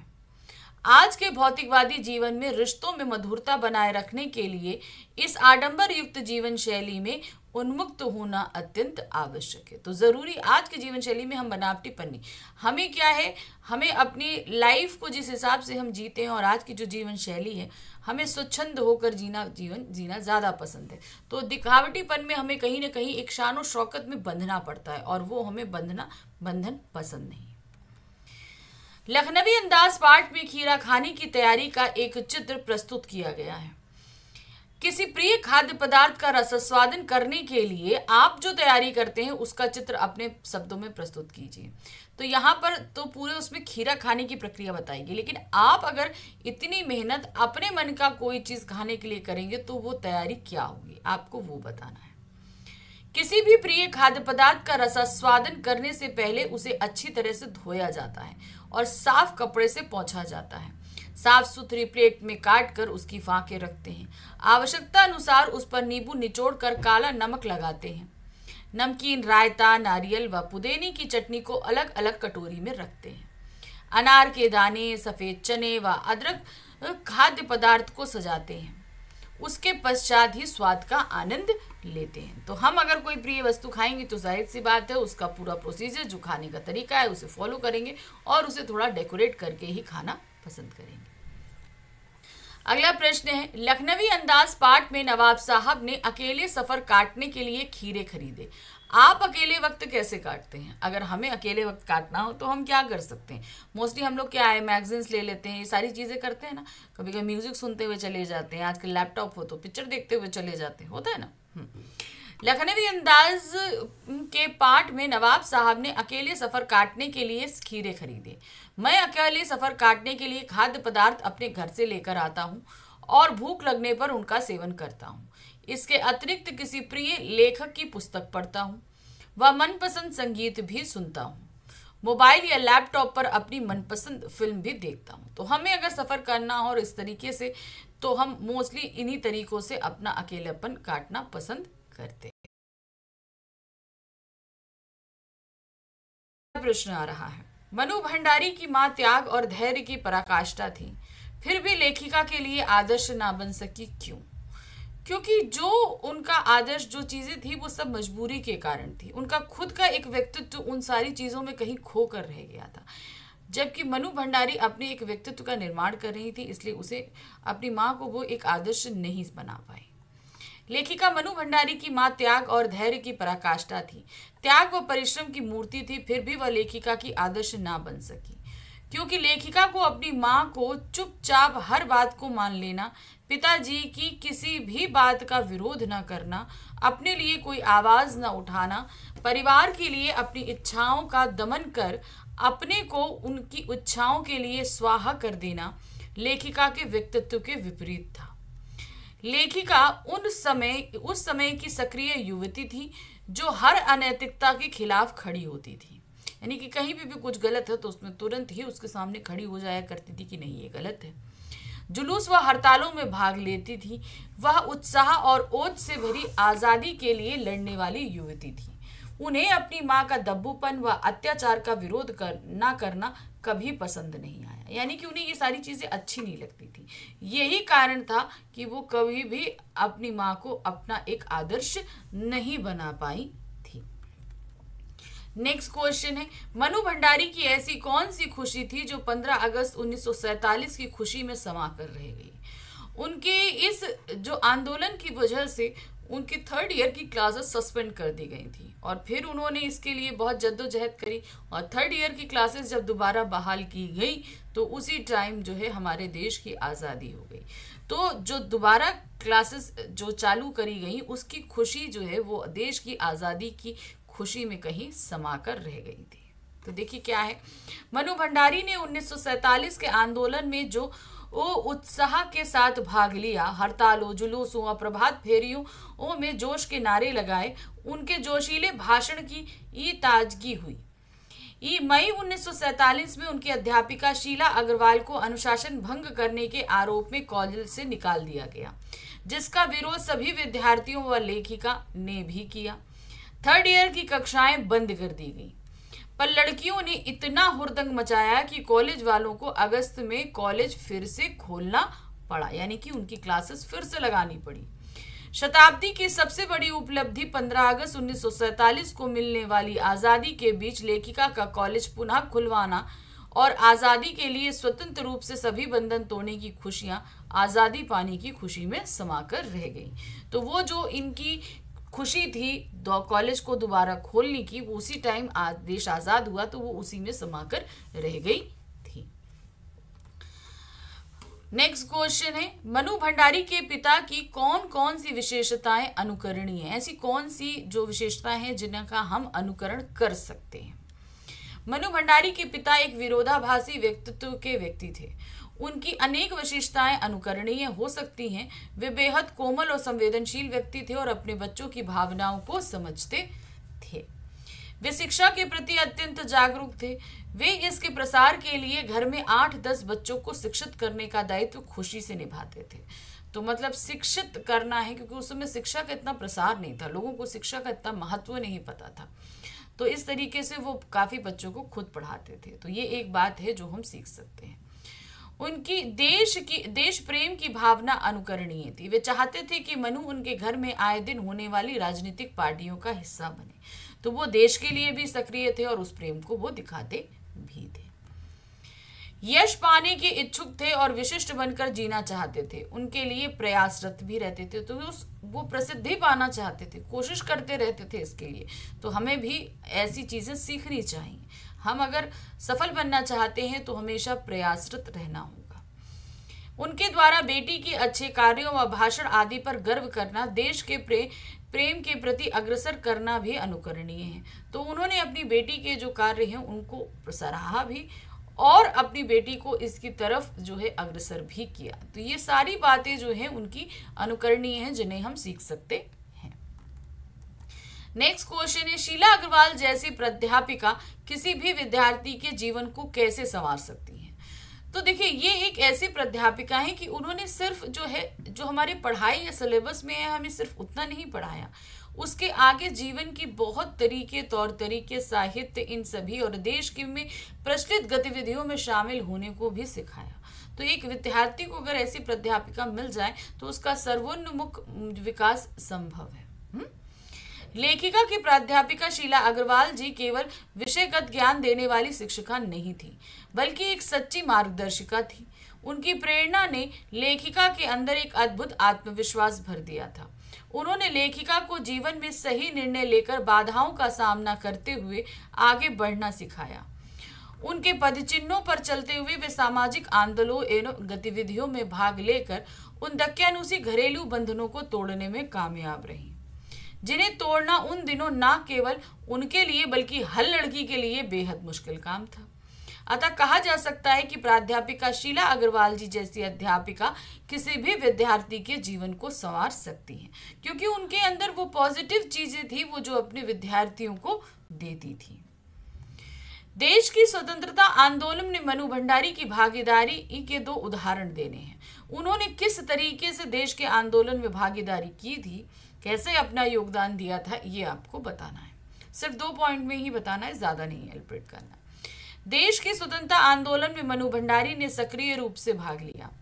देश में आजादी के पहले जगह जगह आजादी पाने के लिए प्रभात फेरियां निकलती, हड़तालें होती और जुलूस निकलते, जो मनु भंडारी उसमें बढ़कर हिस्सा लेती थी। तो ये सभी हमारे देश के लिए करती थी, तो आंदोलन, भाषण, ये सभी कुछ वो किया करती थी। लेखिका स्कूल कॉलेज में कक्षाएं छोड़कर सभी विद्यार्थियों को इकट्ठा कर देश प्रेम के नारे लगाती। मनु भंडारी ने मुख्य बाजार के चौराहे पर जोशीला भाषण भी दिया था। नेक्स्ट क्वेश्चन है, मनु भंडारी के लेखनीय व्यक्तित्व निर्माण में शीला अग्रवाल की भूमिका को स्पष्ट कीजिए। तो वो लेखकीय व्यक्तित्व यानी कि उन्होंने लेखन कार्य जो शुरू किया, इसमें शीला अग्रवाल जी का कितनी भागीदारी रही, कितना योगदान रहा। लेखिका मनु भंडारी के व्यक्तित्व निर्माण में उनकी हिंदी प्राध्यापिका शीला अग्रवाल की महत्वपूर्ण भूमिका रही। उनके साथ की गई लंबी बहसों ने लेखिका को साहित्य समझने की दृष्टि प्रदान की। शीला जी ने उनके अंदर देश की भावना प्रबल रूप से जगाई। देश की गतिविधियों में उन्हें सक्रिय रूप में भागीदार बनाने में अहम भूमिका निभाई। शीला अग्रवाल की जोशीली बातों ने उनकी रगों में बहते खून को लावे में बदल दिया। वह नारे लगाती, हड़तालें करती, लड़कों के साथ जुलूसों में साहस के साथ हिस्सा लेती थी। तो ये सारी चीजें जो उन्होंने की ना, उन्होंने उनके व्यक्तित्व को कहीं ना कहीं हद तक साहित्यिक रूप हो, चाहे वो देशभक्ति, देश से संबंधित हो, दोनों ही रूपों को निखारने का काम किया। भाई साहित्य पहले मनु भंडारी पढ़ती थी, लेकिन एक साहित्य और एक अच्छा साहित्य दो अलग अलग तरह की चीजें होती हैं। तो शीला अग्रवाल जी ने उन्हें उस अच्छे साहित्य से पहचान कराई, उस अच्छे साहित्य को पढ़ने की आदत डाली, जिसकी वजह से उनके अंदर लेखन कार्य का भी एक हुनर बहुत अच्छे से जागा। अगला प्रश्न है, मनु भंडारी की मां को किन गुणों की दृष्टि में आदर्श मां कहा जा सकता है? लेखिका उन गुणों को अपना आदर्श क्यों न बना सकी? तो देखिए क्या है, लेखिका मनु भंडारी की मां एक आदर्श मां थी क्योंकि उनमें निम्नलिखित गुण थे। वे धरती के समान धैर्यवान महिला थी, यानी कि उनके अंदर बहुत ही पेशेंस था। वे पिताजी द्वारा की गई सभी जातियों को चुपचाप सह लेती थी, बात को आगे ना बढ़ाती और घर में ही शांति बनाए रखती थी। वे अपने सभी कर्तव्यों को तन मन से पूरा करती, बच्चों की हर उचित अनुचित मांगों को पूरा करने की हर संभव कोशिश करती। जैसे एक माँ होती है, बच्चे जो मांगे तो हम कोशिश करते हैं कि पूरी उन कोशिशों को किया जा सके। वे एक सीधी साधी कम इच्छाएं रखने वाली महिला थी। उन्होंने अपने लिए कभी किसी से कुछ न मांगा। लेखिका इन गुणों को अपना आदर्श इसलिए नहीं बना पाई क्योंकि उन्हें माँ द्वारा इस प्रकार हर जातियों को सहना, अपने अधिकारों के प्रति आवाज ना उठाना, जरूरत से ज्यादा सहनशील व धैर्यवान होना कभी अच्छा न लगा। वह माँ के समान एक दब्बू व्यक्तित्व का व्यक्ति जीवन नहीं जीना चाहती थी। लेखिका एक स्वतंत्र विचारों वाली महिला थी। तो वो एक आदर्श माँ जरूर थी, लेकिन उन्होंने अपने व्यक्तित्व निर्माण के लिए कोई कार्य नहीं किया। उन्होंने अपने आप को पूरी तरीके से परिवार में होम कर दिया। पति और बच्चे, वो अपना अपना एक व्यक्तित्व निकाल के कभी नहीं रख पाई। जिसने जो कहा वो माना, उनकी अपनी सोच नहीं, वो क्या चाहती है उनकी अपनी कोई मर्जी नहीं, इसलिए वो कभी भी उनको अपना एक आदर्श नहीं बना पाई। मनु भंडारी के पिता के व्यक्तित्व में संवेदनशीलता भी थी और अहमवादिता भी। उदाहरण देकर इस कथन की पुष्टि कीजिए। संवेदनशीलता यानी कि दूसरे को लेकर हम जो एक दर्द अपने में महसूस करें, वो चीज उनके अंदर थी, बिल्कुल थी। और साथ ही साथ अहमवादिता यानी कि उनके अंदर थोड़ा घमंड भी था। ये आपको बताना है। मनु भंडारी के पिता एक विरोधाभासी व्यक्तित्व के व्यक्ति थे। बहुत बड़े आर्थिक संकट और अपनों के द्वारा दिए गए विश्वासघात से वो बुरी तरह टूट गए थे। एक तरफ तो वो बेहद कोमल और संवेदनशील थे, उन्हें अपनी पुत्री का रसोई में काम करना पसंद ना आता। वे सोचते कि लड़कियों को भी राजनीति में सक्रिय योगदान देना चाहिए। वहीं दूसरी तरफ उनकी अहमवादिता और सामाजिक दबाव उसे लड़कों के समान बाहर जुलूस निकालने, हड़ताल करने से रोकने की कोशिश करता था। एक और विशिष्ट बनने और बनाने की इच्छा उन्हें संवेदनशील बनाती है, तो अपनी पत्नी पर जातियां करना उनका अहम प्राप्ति कराता है। तो इस तरीके से यहाँ पर हमने क्या देखा कि वो लड़कियों के पढ़ाने लिखने आगे बढ़ने पर दिखा रहे थे, तो वो संवेदनशीलता थी वहां पर, ठीक है। जो उस समय के समाज में लड़कियों को बिल्कुल भी मौका नहीं दिया जाता था, वो उन्होंने मौका दिया था। लेकिन अपनी पत्नी के वजूद को वो कभी नहीं समझ पाए, पत्नी की इच्छाओं को नहीं समझ पाए, उन पर अपना क्रोध निकालना, अपना अहम साबित करना, ये उनका काम था। तो ये उनके अहमवादिता को भी दिखाता है और दूसरी तरफ उनके संवेदनशील पहलू के भी दर्शन कराता है। क्वेश्चन नंबर 9 है, मनु भंडारी के जीवन में शीला अग्रवाल के योगदान पर प्रकाश डालिए। ठीक है, तो हमें किस पे करना है? हमें शीला अग्रवाल का जो योगदान रहा उस पर करना है। मनु भंडारी के जीवन में शीला अग्रवाल का महत्वपूर्ण योगदान रहा। वे उनकी हिंदी प्राध्यापिका थी। उनके साथ की गई लंबी बहसों ने लेखिका को साहित्य समझने की दृष्टि प्रदान की। उन्हें साहसी और आत्मविश्वासी बनाने में भी शीला जी का योगदान रहा। उन्होंने ही मनु के अंदर देशभक्ति की भावना प्रबल रूप से जगाई थी। देश की गतिविधियों में उन्हें सक्रिय रूप से भागीदार बनाने में सहायक बनी थी। शीला जी की जोशीली बातों ने उनकी रगों में बहते खून को लावा में बदल दिया था। उन्हीं के मार्गदर्शन में उन्होंने नारे लगाना और जुलूस निकालने का कार्य आत्मविश्वास से किया था। मनु के प्रभावशाली भाषण देने में कहीं ना कहीं शीला जी का प्रभाव था। तो जिस तरीके से वो सक्रिय हुई आगे, तो इसमें कहीं ना कहीं किसी का जो साथ था वो था शीला जी का, कि मनु जी आगे बढ़े। मनु के व्यक्तित्व में उनकी प्राध्यापिका की छाप स्पष्ट रूप से देखी जा सकती है। तो अगर मनु के हम व्यक्तित्व को देखना चाहें तो हमें साफ तौर से उसमें शीला अग्रवाल जी का बहुत प्रभाव दिखाई देता है। लेखिका मनु भंडारी को साधारण से असाधारण बनाने में शीला अग्रवाल की भूमिका पर प्रकाश डालिए। भाई, वो मनु भंडारी एक साधारण सी कन्या थी, लेकिन उनके अंदर आत्मविश्वास भरना, ये काम शीला अग्रवाल जी ने किया। शीला अग्रवाल जी ने उन्होंने साहित्य ज्ञान देकर जहां उनके ज्ञान की वृद्धि करी, जिसकी वजह से वो आगे चलकर एक लेखिका बनी, वहीं देशभक्ति, देश के प्रति प्रेम को भरकर उनके अंदर एक जोश भी भरा। क्योंकि वो यंग थी, तो वो जोश भी उनके अंदर आया कि वो अपने देश के लिए कुछ कर गुजरे। लेखिका मनु भंडारी को साधारण से असाधारण बनाने में उनकी हिंदी प्राध्यापिका शीला अग्रवाल ने महत्वपूर्ण भूमिका निभाई। उनके साथ की गई लंबी बहसों ने लेखिका को साहित्य समझने की दृष्टि प्रदान की। अनेक महत्वपूर्ण लेखकों को पढ़ने का सुझाव देकर शीला जी ने मनु के चिंतन और मनन को संवारा।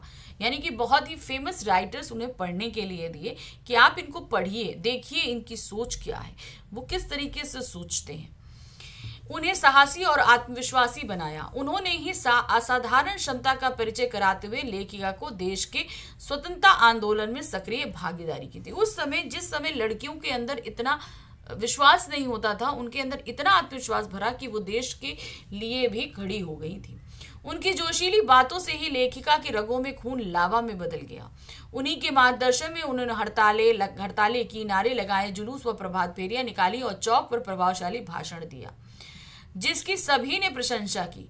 उचित ही है कि शीला अग्रवाल जी ने मनु के व्यक्तित्व को निखार कर खरा सोना बना दिया था। अगला प्रश्न है, एक कहानी यह भी कि लेखिका ने आस पड़ोस कल्चर के महत्व को कैसे समझाया है।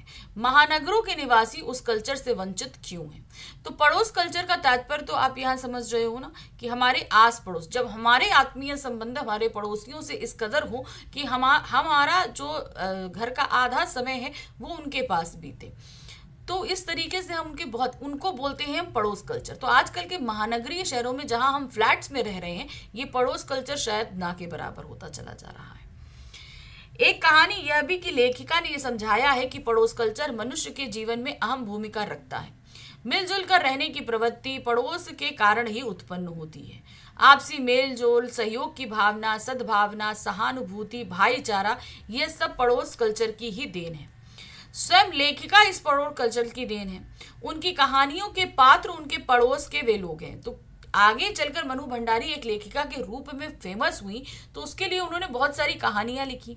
अब ये कहानियां उनके पड़ोस के पात्रों से ही बहुत ज्यादा प्रेरित थी, इसलिए वो फेमस हुई। तो एक तरीके से मनु भंडारी को Manu Bhandari as a writer बनाने वाले इनके पड़ोसी ही थे, जो सहज भाव से उनकी कहानियों में उतरते चले गए। उनके समय में परिवार की सीमा संपूर्ण पड़ोस तक जाती थी, यानी कि सिर्फ ये नहीं कि परिवार घर की चार दीवारी में, उनके पड़ोस में भी वो सीमाएं जाती थी।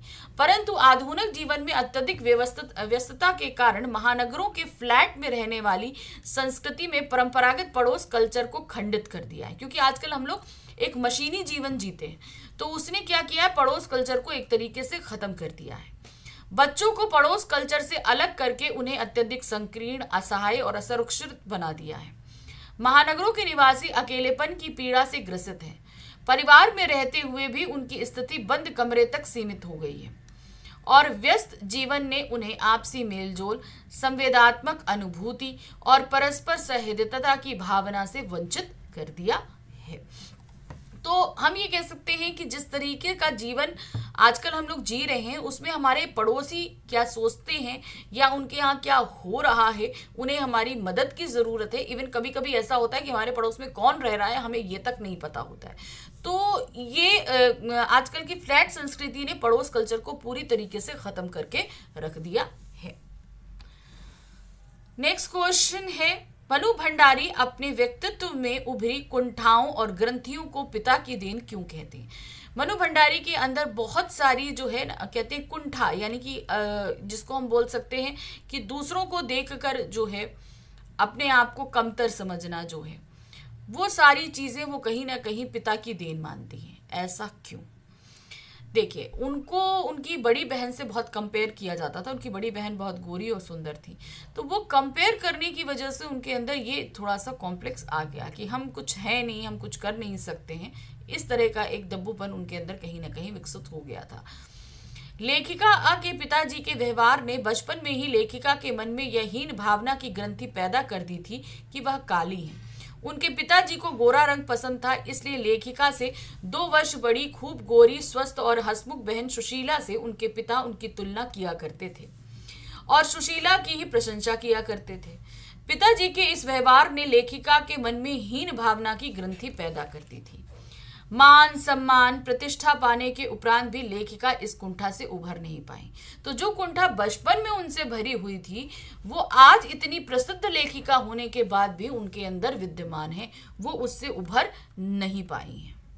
इतना ही नहीं, पिताजी के शक्की स्वभाव के कारण लेखिका को बड़े होने पर अपने अंदर हीनता नजर आने लगी, जिसके कारण वह खंडित विश्वासों की पीड़ा झेलती रही। उनके भीतर अपनों के हाथों विश्वासघात की गहरी व्यथा को महसूस करने लगी। वास्तव में ये कुंठाएं ग्रंथियां पिता की ही देन थी। तो पिताजी ने जो अपने जीवन में अपनों से जो विश्वासघात खाया था, इसकी वजह से वो एक शक्की व्यक्ति बन गए थे, किसी पर विश्वास नहीं करते थे। तो वो चीज़ें कहीं ना कहीं हमारी लेखिका के अंदर भी आई। इसीलिए ये जो सारी चीज़ें लेखिका की आई, तो ये पिता की ही देन वो मानती हैं। शीला अग्रवाल की मनु भंडारी को घर की चारदीवारी से बाहर निकलने को प्रेरित करना और पिताजी का घर के दायरे में रखना, इन दो दबावों में लेखिका कैसे जूझती थी, स्पष्ट कीजिए। अब लेखिका कॉलेज जाएं तो शीला अग्रवाल के संपर्क में आए तो उनसे कहा जाए कि आजकल के समय में लड़कियों के लिए आगे निकलना है, बढ़ना है, देश में लड़ना है, ये सारी बातें होती थी। घर में रहते तो पिताजी कहते ठीक है, तुम्हारे लिए सब जानना तो जरूरी है लेकिन एक्टिव होना जरूरी नहीं है, तुम्हारी चार दीवारी मतलब इस घर के बाहर तुम्हारे लिए ये सारी चीजें अलाउ नहीं है, जो करना है घर के अंदर करो।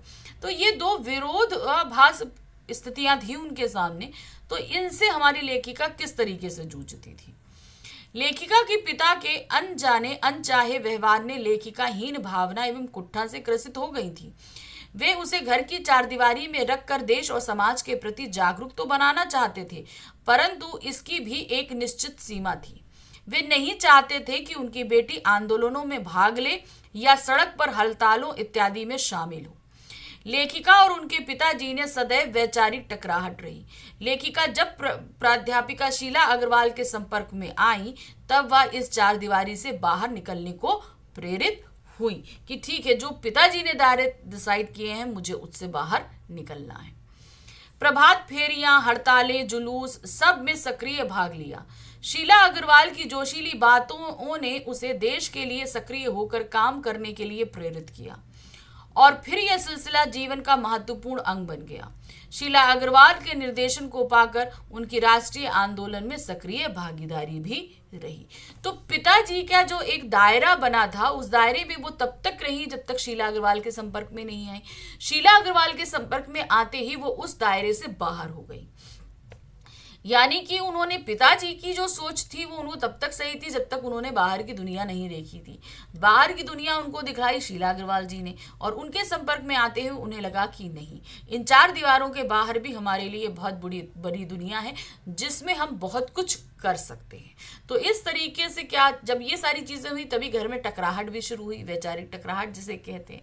तो ये एक चीजें थी जिसको वो पूरा एक सामंजस्य बनाकर आगे बढ़ती जा रही थी। अगला प्रश्न है, एक कहानी यह भी आत्मकथ्य की लेखिका को बचपन में घर की सीमा से बाहर जाने की इजाजत क्यों नहीं थी। क्या लड़कियों के लिए अभी भी वही स्थिति है? देखिए, पहले लड़कियों के लिए जो स्थिति थी आज वो स्थिति नहीं है। पहले लड़कियों के दायरे सीमित थे, आज लड़कियां हर क्षेत्र में कार्यरत हैं, हर क्षेत्र में आगे बढ़ रही हैं। ये एक कहानी यह भी आत्मकथ्य की लेखिका को बचपन में घर की सीमा से बाहर जाने की इजाजत नहीं थी, क्योंकि उस समय की पारिवारिक एवं सामाजिक मान्यताएं ऐसी थी कि लड़कियों को घर से बाहर जाने नहीं दिया जाता था। यद्यपि उस समय घर की सीमा परिवार से हटकर पड़ोस और मोहल्ले तक फैली थी। मतलब घर की सीमा ये नहीं थी कि सिर्फ घर की चारदीवारी, पड़ोस तक आप जा सकते हो, ये चीज थी। तो घर की कहाँ था, पड़ोस भी जाना है। पड़ोस और मोहल्ला परिवार का ही एक अभिन्न अंग हुआ करता था, परंतु उसके बाहर लड़कियों के लिए कोई इजाजत नहीं थी। आज स्थितियां बदल गई हैं। पड़ोस और मोहल्ले की परंपराएं आज समाप्त हो गई हैं। अधिकांश लोग फ्लैटों में रहने लगे हैं। आजकल लड़कियों के लिए बाहर जाने की कोई बंदिश नहीं है। वे कहीं भी जा सकती हैं, किसी भी स्तर पर खेल खेल सकती हैं। उनका राष्ट्रीय और अंतर्राष्ट्रीय स्तर में भाग लेना उनकी योग्यता पर निर्भर करता है। उनके लिए स्थान या क्षेत्र की कोई सीमा नहीं है। यहाँ तक कि आर्थिक, सामाजिक, राजनीतिक किसी भी क्षेत्र में वह भाग ले सकती हैं एवं कार्य कर सकती हैं। तो जो पुरानी स्थितियां से उससे अब वर्तमान यानी कि आधुनिक समय की स्थितियों में बहुत ज्यादा चेंजेस आए हैं। अगला प्रश्न है, एक कहानी यह भी पाठ की लेखिका ने आस पड़ोस के महत्व के विषय में जो विचार प्रकट किए हैं, आज के महानगरीय प्रवेश में उनकी प्रासंगिकता पर विचार करिए। उनके पड़ोस में क्या होता था कि भाई बगल में जाकर बैठ गए, दुख दुख बांट लिया, घर में डांट पड़ने की चिंता है तो जाकर पड़ोस में बैठ गए। ये सारी चीजें इन्होंने अपने इस आत्मकथ्य में बताई भी हैं। तो आज के समय में ये परिवेश में पॉसिबल है या नहीं है? ठीक है। लेखिका ने आस पड़ोस के महत्व को बताया है कि लोग आपस में सुख दुख बांटते थे तथा घर की सीमा मोहल्ले तक फैली हुई थी, यानी कि घर हम लोग मोहल्ले के जो लोग थे उनसे बहुत ही ज्यादा कनेक्टेड थे। अर्थात लोग एक दूसरे के घर खूब आया जाया करते थे। उनके संबंधों में स्नेह व विश्वास था। आज की महानगरीय संस्कृति में आस पड़ोस के लिए कोई स्थान नहीं है। लोग अपने घरों तक सीमित होकर रह गए हैं। लोगों का परस्पर प्रेम, उनकी सुरक्षा, उदारता, सामाजिकता सब कुछ धीरे धीरे समाप्त हो गई है। तो मतलब क्या है, आज हम खाली अपने घरों में, हमारी घर की चार दीवारी ही हमारी बॉर्डर रेखा है। पड़ोस से हमारा मतलब ये नहीं कि पड़ोस, जैसे पड़ोस तक घर की चार दीवारी होती थी वो चीज़ अब यहाँ पर कॉन्सेप्ट नहीं है। ये पुराने समय में हुआ करता था। आजकल की महानगरियों में जो ये फ्लैट संस्कृति हमारे सामने उभर कर आई है उसमें इन सब चीज़ों के लिए कोई भी स्थान नहीं है।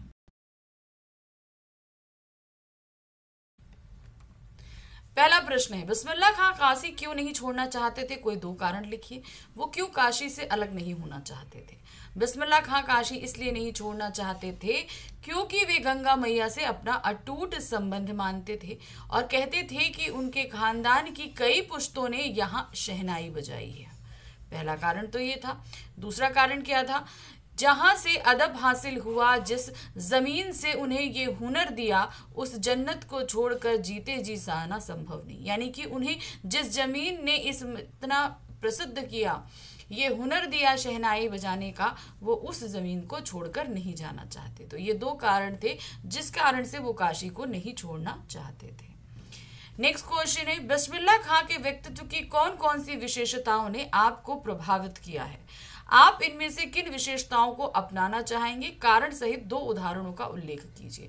उनके अंदर ऐसी बहुत सारी चीजें थी जिन्हें हमें वाकई में अपनाना चाहिए, लेकिन आपको सिर्फ दो कारण बताने हैं, ठीक है। बिस्मिल्लाह खां असाधारण प्रतिभा के धनी थे। उनकी सादगी, मेहनत, लगन, शहनाई के प्रति साधना, मातृभूमि से प्रेम, सभी धर्मों के प्रति सम्मान भाव, खुदा के प्रति आस्था, सरलता, अपने संगीतकारों के प्रति आदर, विनम्रता और सांप्रदायिक सौहार्द की भावना ने हमें ही नहीं सभी के दिलों को छू लिया है। हम भी उनके असंख्य गुणों में से कुछ को अवश्य अपनाना चाहेंगे। इतने सारे गुण हैं तो कुछ हम जरूर अपनाना चाहेंगे। वो कौन से गुण हैं? पहला है सांप्रदायिक सौहार्द की भावना, ताकि इसे अपनाकर हम विभिन्न धर्म में एकता और भाईचारे का विकास कर सके, जो आज की महत्वपूर्ण आवश्यकता है। आज हम लोग जो है वो धर्म के नाम पर इतना लड़ रहे हैं, सब कुछ कर रहे हैं, तो बहुत ज़रूरी है कि हमारे अंदर वो सारी चीज़ें हों जो बिस्मिल्लाह खां के अंदर भी थी। दूसरा है, हम उनकी सादगी और निराभिमान की भावना को अपनाना चाहेंगे। भारत रत्न प्राप्त विश्व प्रसिद्ध शहनाई वादक, लेकिन अभिमान लेश मात्र का नहीं, उसे भी हम अपनाना चाहेंगे। इतने प्रसिद्ध व भारत रत्न की सर्वोच्च उपाधि पाकर भी वे सादगी के साथ रहते थे। हमें भी इसे अपनाकर अपने कार्यों को देश के प्रति समर्पित कर सादगी पूर्ण जीवन शैली को ही प्राथमिकता देनी चाहिए। तो ये कुछ दो महत्वपूर्ण चीजें हैं जिन्हें हम अपनाना चाहेंगे। वैसे तो उनके अंदर विशेषताओं की पूरी खान थी। अगला प्रश्न है, बिस्मिल्लाह खां जीवन भर ईश्वर से क्या मांगते रहे और क्यों? इससे उनकी किस विशेषता का पता चलता है? तो वो जीवन भर क्या मांगते रहे ईश्वर से? सच्चा सुर। सच्चे सुर के मालिक थे, लेकिन उन्हें अभी भी लगता था कि हम इससे भी सच्चा सुर पा सकते हैं, तो उन्हें वो ताउम्र मांगते रहे। बिस्मिल्लाह खां जीवन भर ईश्वर से यही मांगते रहे कि खुदा उन्हें एक अच्छा सुर दे, ऐसा सुर जिसमें इतना असर हो कि आंखों से सच्चे मोती जैसे आंसू निकल आए। ऐसा वे इसलिए मांगते थे क्योंकि उन्होंने अपनी कला को कभी पूर्ण नहीं माना, क्योंकि जिस जगह हम पूर्णता कर लेते हैं उसके आगे हम सीखने की कोई गुंजाइश नहीं छोड़ते। हम अभी हमेशा वो लाइफ लर्निंग पोजीशन में रहें तो हम बहुत कुछ सीख सकते हैं। जिस समय हम ये सोचेंगे कि हमें सब कुछ आ गया, हम उसी जगह सब कुछ सीखना बंद कर देते हैं। बिस्मिल्लाह खां के अंदर यही एक चीज़ थी। निरंतर बेहतर होने की साधना में लगे रहे। इससे उनकी इस विशेषता का पता चलता है कि वे खुदा में बहुत आस्था व यकीन रखते थे और विनम्रता के साथ सुरों की साधना करते थे। वे कला को ईश्वर की देन मानते थे। वे अपने सुरों से बालाजी, विश्वनाथ में रत इमाम हुसैन तीनों की ही को समान रूप देते थे। तो उनमें और चीज और क्या थी कि वो सिर्फ जो है बाबा विश्वनाथ और बालाजी ही नहीं, इमाम हुसैन में भी उतनी ही आस्था रखते थे। नेक्स्ट क्वेश्चन है नंबर 4, एक संगीतज्ञ के रूप में खां साहब का जीवन हमें विद्यार्थी जीवन के लिए किन मूल्यों की शिक्षा देता है। अगर हम खां साहब का जीवन देखें तो उनके जीवन से, अगर हम एक स्टूडेंट है, जैसे आप लोग स्टूडेंट हो, तो आप किन चीजों को सीखना चाहेंगे, कौन सी ऐसी चीजें हैं जो मूल्य हैं आप अपने जीवन में उतारना चाहेंगे। एक संगीतज्ञ के रूप में खां साहब का जीवन विद्यार्थियों को अनेक मूलपरक शिक्षाएं देता है। उनके जीवन में हम विद्यार्थी विनम्रता, सादगी, किसी भी लक्ष्य को पाने के लिए परिश्रम व लगन जैसे गुण सीख सकते हैं।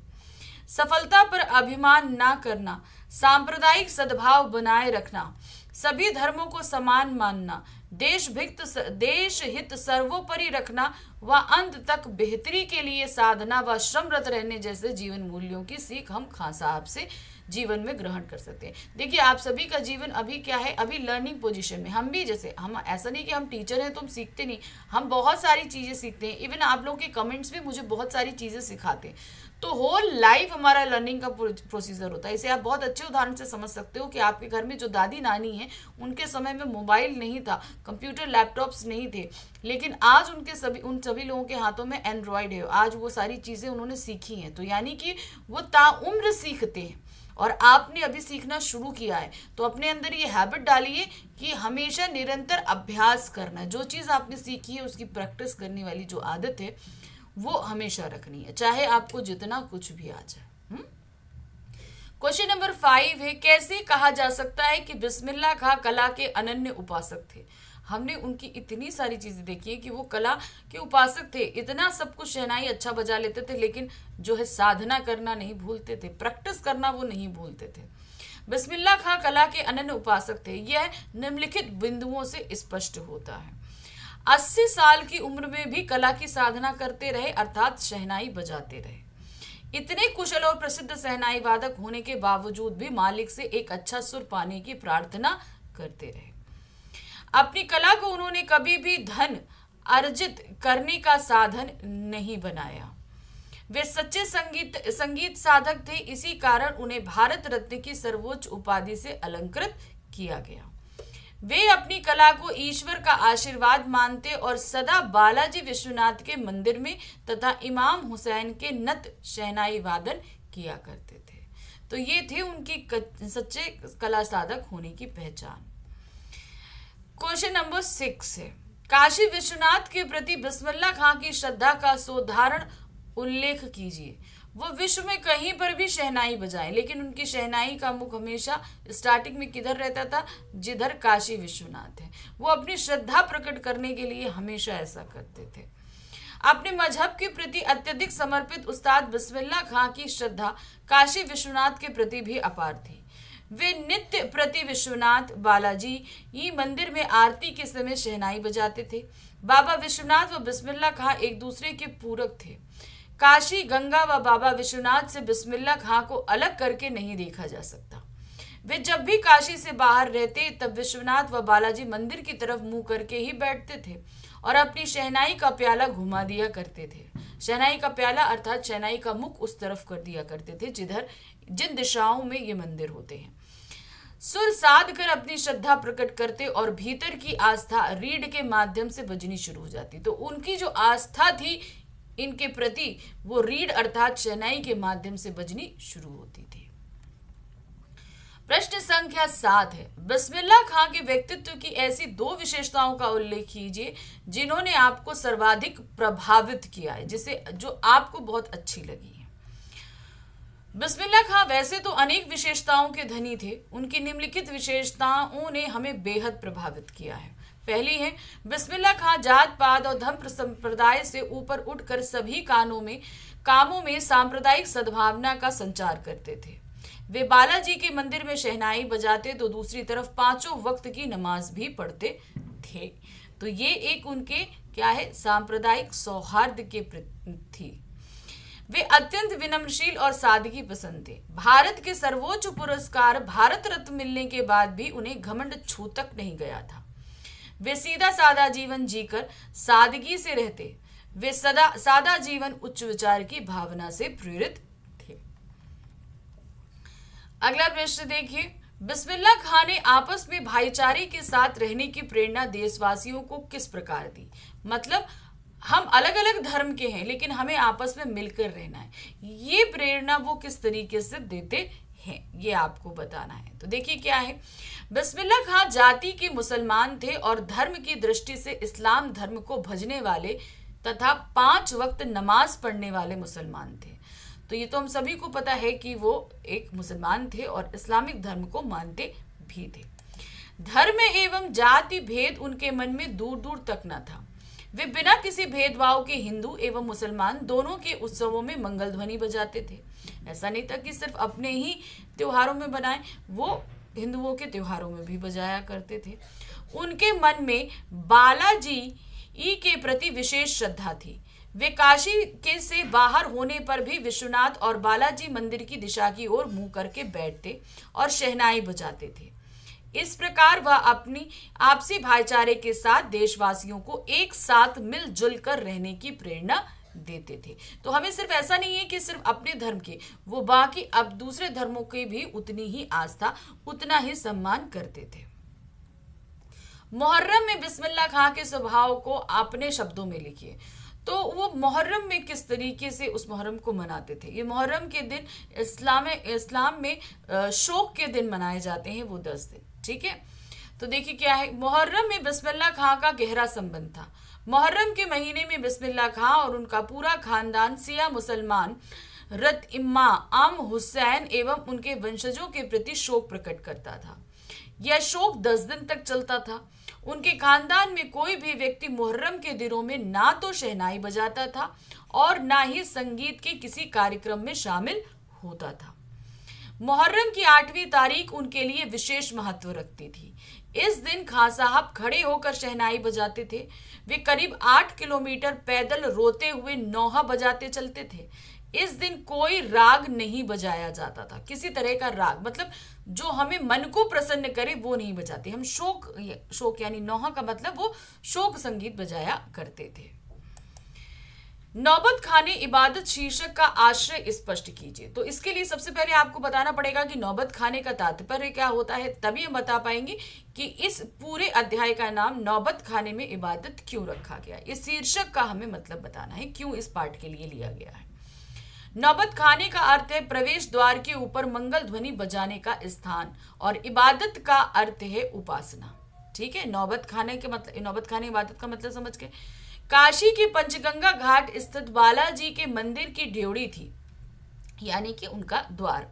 ड्योढ़ी के नौबत खाने में बिस्मिल्लाह खां बचपन से शहनाई बजाया करते थे। उनके हर दिन की शुरुआत इस ड्योढ़ी से हुआ करती थी। उनके अब्बा जान भी इसी ड्योढ़ी पर शहनाई बजाते थे। नौबत खाने में इबादत उनके जीवन का महत्वपूर्ण अंग है।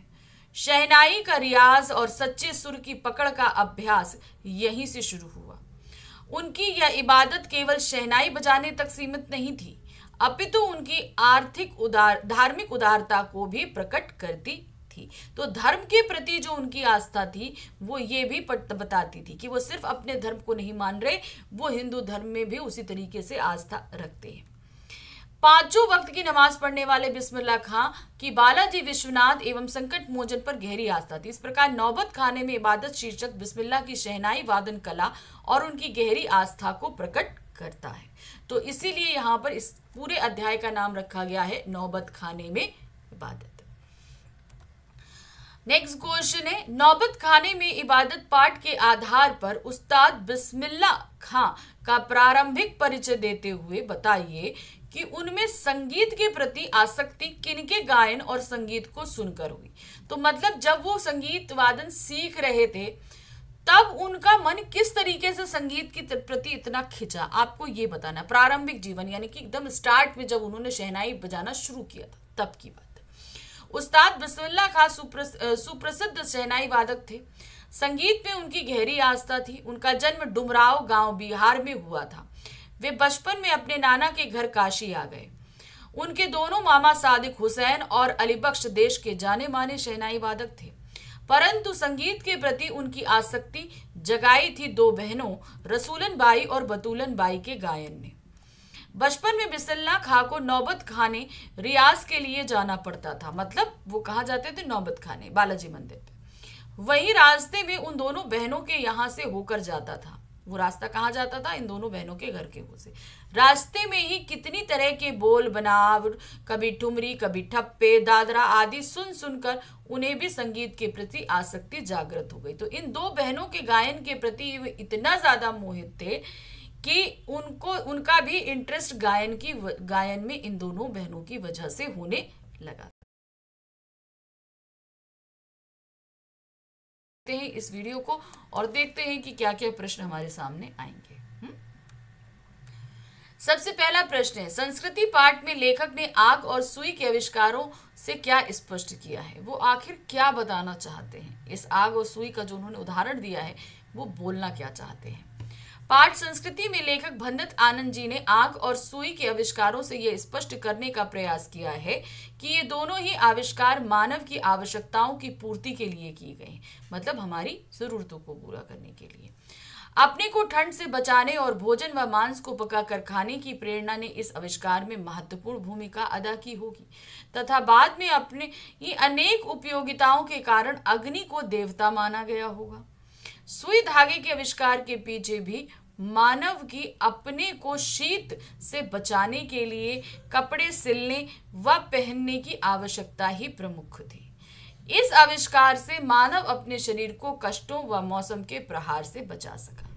तो ये दो कारण रहे होंगे जिनकी वजह से मनुष्य ने इन दो महत्वपूर्ण चीजों का आविष्कार किया होगा। देखिए, आज के समय में अगर सोचो, सपोज अगर ये आग और सुई धागा नहीं होता तो क्या हमारा जीवन होता? सोचिए, आग के दम पर आजकल हर एक चीज चलती है, हम अच्छे अच्छे कपड़े पहनते हैं, सब कुछ ये सुई धागे की भरोसे तो पहन रहे, वरना सोचो हम क्या होते, खाली एक कपड़ा सीधा होता, इवन कपड़ा भी हमें नहीं पता होता क्योंकि धागा नहीं होता, ठीक है ना। तो हम अभी भी पत्ते वत्ते लपेट रहे होते हैं। तो ये सोचो जरा, ये आविष्कार जो हुआ वो कितना महत्वपूर्ण था। संस्कृति पाठ में लेखक के अनुसार सभ्यता का है क्या है? आखिर क्या होती है सभ्यता? संस्कृति पाठ के अनुसार सभ्यता का विकास संस्कृत से ही होता है, ठीक है। सभ्यता संस्कृति का ही परिणाम है।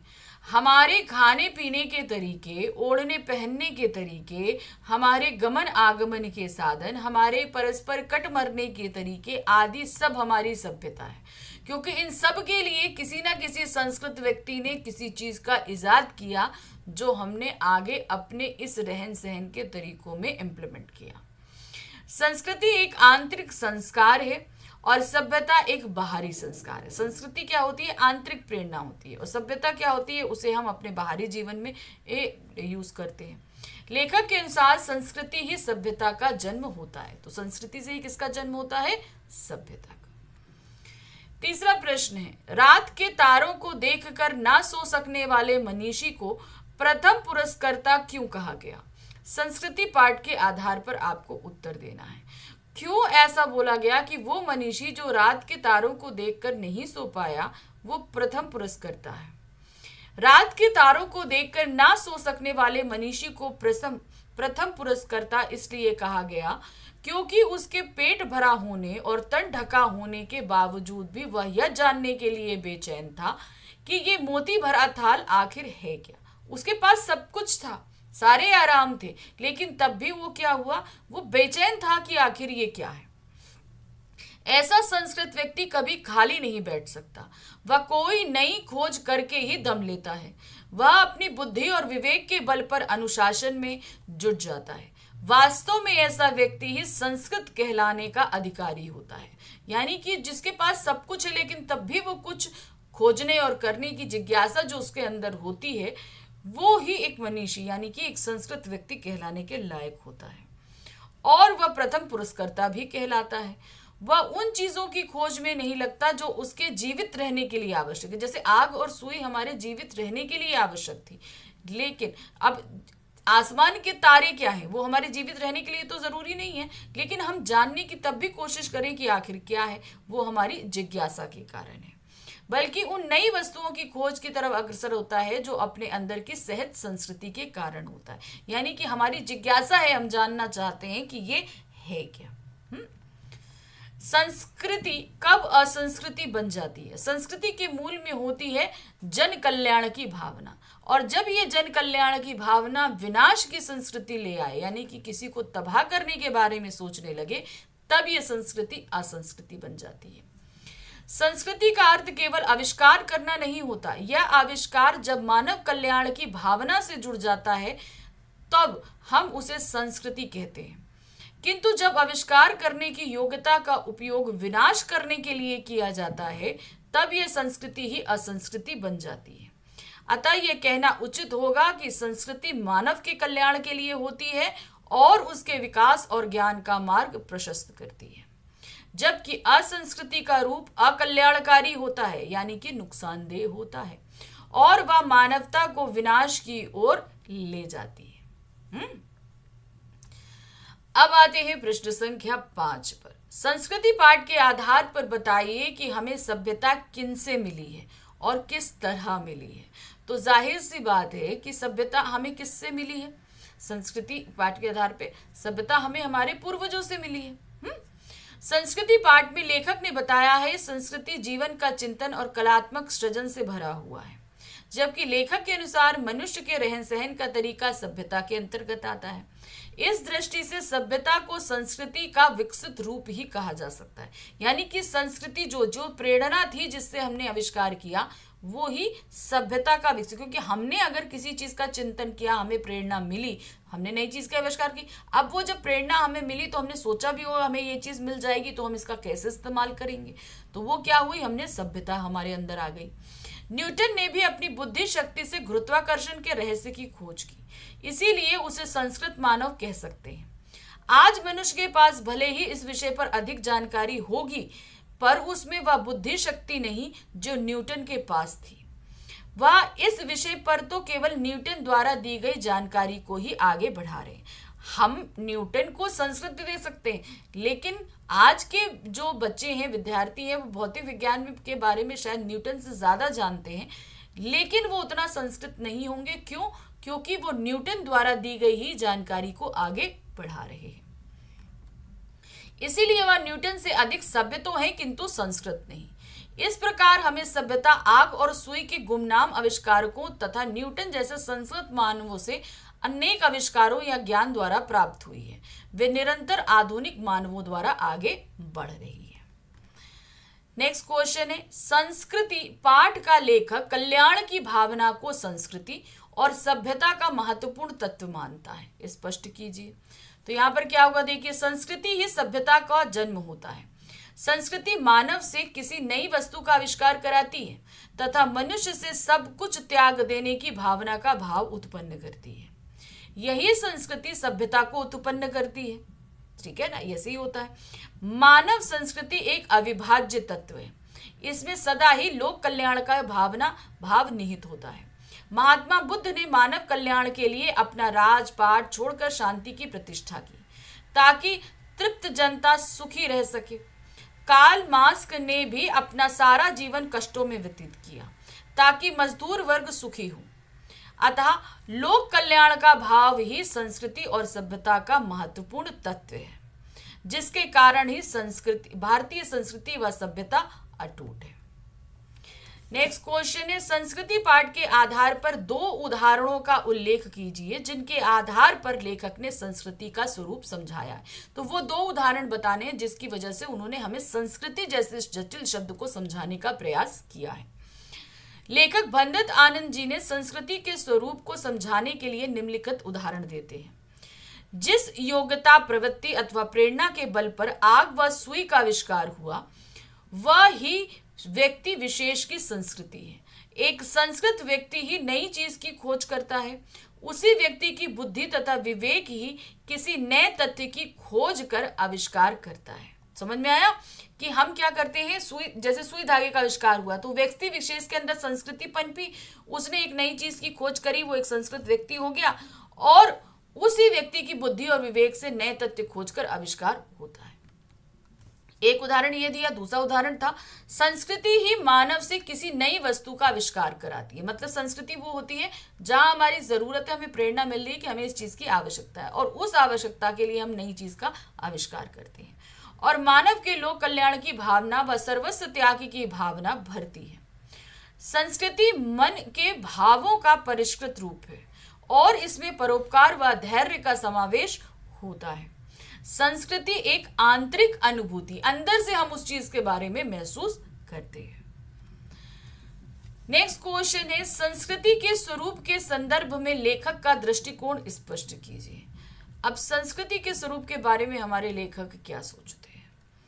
संस्कृति के स्वरूप के संदर्भ में लेखक भंडित आनंद जी का दृष्टिकोण यह है कि संस्कृति मानव में नई वस्तु का आविष्कार कराती है और मानव में लोक कल्याण का सर्वस्व त्याग की भावना का उदय करती है। सभ्यता इसी संस्कृति का परिणाम है। संस्कृति मन के भावों का परिष्कृत रूप है, इसमें परोपकार व धैर्य का समावेश होता है। संस्कृति एक आंतरिक अनुभूति है और सभ्यता एक बाहरी प्रभाव। संस्कृति एक अविभाज्य तत्व है। जिस व्यक्ति की बुद्धि अथवा विवेक ने किसी भी नए तथ्य का दर्शन किया, वह व्यक्ति ही वास्तविक संस्कृत व्यक्ति है। तो मतलब यहाँ पर हम किसी एक नई चीज के बारे में सोचें और उसका इजाद करें तो वो होता है संस्कृत व्यक्ति। लेखक ने उदाहरण देते हुए कहा है कि जिस योग्यता, प्रवृत्ति, बल के आधार पर सुई धागे व आग का आविष्कार हुआ, वह व्यक्ति विशेष की संस्कृति है। नेक्स्ट क्वेश्चन है, आग के आविष्कार के पीछे मानव मन की कौन सी प्रेरणा रही होगी? अपने शब्दों में लिखिए। आखिर आग का आविष्कार मनुष्य ने क्या सोच कर किया होगा? क्या ऐसी जरूरत पड़ी कि उसने इसका आविष्कार किया? आग मानव जीवन की एक अत्यंत महत्वपूर्ण खोज रही। आग के आविष्कार ने मानव जीवन और सभ्यता को बदल कर रख दिया। इसके बाद मानव मन पका कर खाने लगा। मानव भोजन क्या करने लगा? वो पका कर खाने लगा। मांस भून के खाया जाने लगा। आग से प्रकाश भी मानव को मिला। कड़कड़ाती शीत में भी आग के ताप ने राहत प्रदान की। आग के आविष्कार के पीछे मानव के पेट की ज्वाला ही प्रेरणा रही होगी। इसके साथ साथ प्रकाश व ताप पाने की अधीरता ने भी आग के आविष्कार के लिए मानव को प्रेरित किया होगा। आग के आविष्कार ने मानव जीवन को सरल और सुगम व सभ्य बनाया। इसीलिए आग को अग्नि देवता का दर्जा मिला। तो इसीलिए जो है आग को क्यों दिया? क्योंकि इसने मानव की बहुत सारी जरूरतों, बहुत सारी परेशानियों को हल किया। उसने ठंड से बचाया, खाना पका के दिया, रोशनी दी, जंगली जानवरों से रक्षा करी। उन्होंने बहुत सारी चीजें इनसे सीखी। इसीलिए इसको क्या बोल दिया गया? अग्नि देवता। संस्कृति पाठ के लेखक की दृष्टि में भूखे को भोजन देने वाले, श्रमिकों और पीड़ित मानवता के उद्धारक भी संस्कृत व्यक्ति हैं। इस बात से आप कहां तक सहमत हैं? स्पष्ट कीजिए। तो भंडित आनंद जी ने ये कहा कि अगर भूखे को जो रोटी दे रहा है और श्रमिक पीड़ित मानवता का जो उद्धारक है वो भी संस्कृत व्यक्ति है। ये कहां तक सही है? देखिए, संस्कृति पाठ के लेखक भंडित आनंद जी के अनुसार जो व्यक्ति भूखे को भोजन दे, श्रमिकों और पीड़ित मानवता के उद्धारक हों, वे ही वास्तव में संस्कृत व्यक्ति हैं। और क्योंकि उनके इस कार्य में मानव कल्याण की भावना निहित है, जो मानव के लिए उपयोगी वस्तुओं का आविष्कार करती है। जिस आविष्कार या कार्य में मानव का कल्याण न छिपा हो या जो आत्मविश्वास के साधनों को बढ़ावा दे, ऐसे व्यक्ति कभी संस्कृत नहीं हो सकते। मतलब क्या है? संस्कृति क्या है? हम मानव का कल्याण करने के लिए जो कार्य कर रहे हैं। अब भूखे को रोटी दे रहे हैं तो वो भी मानव कल्याण है। हम श्रमिकों के लिए कुछ काम कर रहे हैं तो भी मानव कल्याण है। तो बेसिकली क्या है? हम कल्याण की भावना, तो वो संस्कृति हुई ना। वे तो असंस्कृति का रूप धारण। जहां पर ये कल्याण, जो कल्याण की भावना अगर वो हट गई तो वो क्या कहला जाती है? असंस्कृति कहला देती है। संस्कृत व्यक्ति केवल अपने बारे में ना सोचकर सदा व्यापक हित का ध्यान रखता है। तो जो संस्कृत व्यक्ति है और जो संस्कृति हमसे करवाती है, वो पूरे मानव कल्याण के लिए, मानव समाज के लिए अच्छा कराती है। तो इसकी जो भावना है वो जन कल्याण की भावना है। तो इसलिए भूखे को रोटी देना और पीड़ित श्रमिकों का उद्धार करना एक संस्कृत व्यक्ति का कार्य है और ये संस्कृति से ही प्रेरित है। संस्कृति निबंध में मानव को ज्ञान पाने की इच्छा और भौतिक प्रेरणा के किन दो उदाहरणों द्वारा स्पष्ट किया है। तो अब वो दो उदाहरण आपको बताने हैं जिससे बताया गया है मानव के अंदर ज्ञान पाने की इच्छा है और वो भौतिक प्रेरणा भी है। ठीक है, वो दो उदाहरण बताने हैं आपको। पाठ संस्कृति में ज्ञान पाने की इच्छा को लेखक ने न्यूटन के उदाहरण द्वारा स्पष्ट किया है कि न्यूटन एक संस्कृत व्यक्ति था जिसने मानव कल्याण हेतु गुरुत्वाकर्षण के सिद्धांत की खोज करी। आज का विद्यार्थी उससे अधिक ज्ञान प्राप्त कर सकता है पर न्यूटन जितना संस्कृत नहीं कहला सकता। कार्ल मार्क्स ने अपना सारा जीवन दुख और गरीबी में बिता दिया ताकि मजदूर सुखी हो।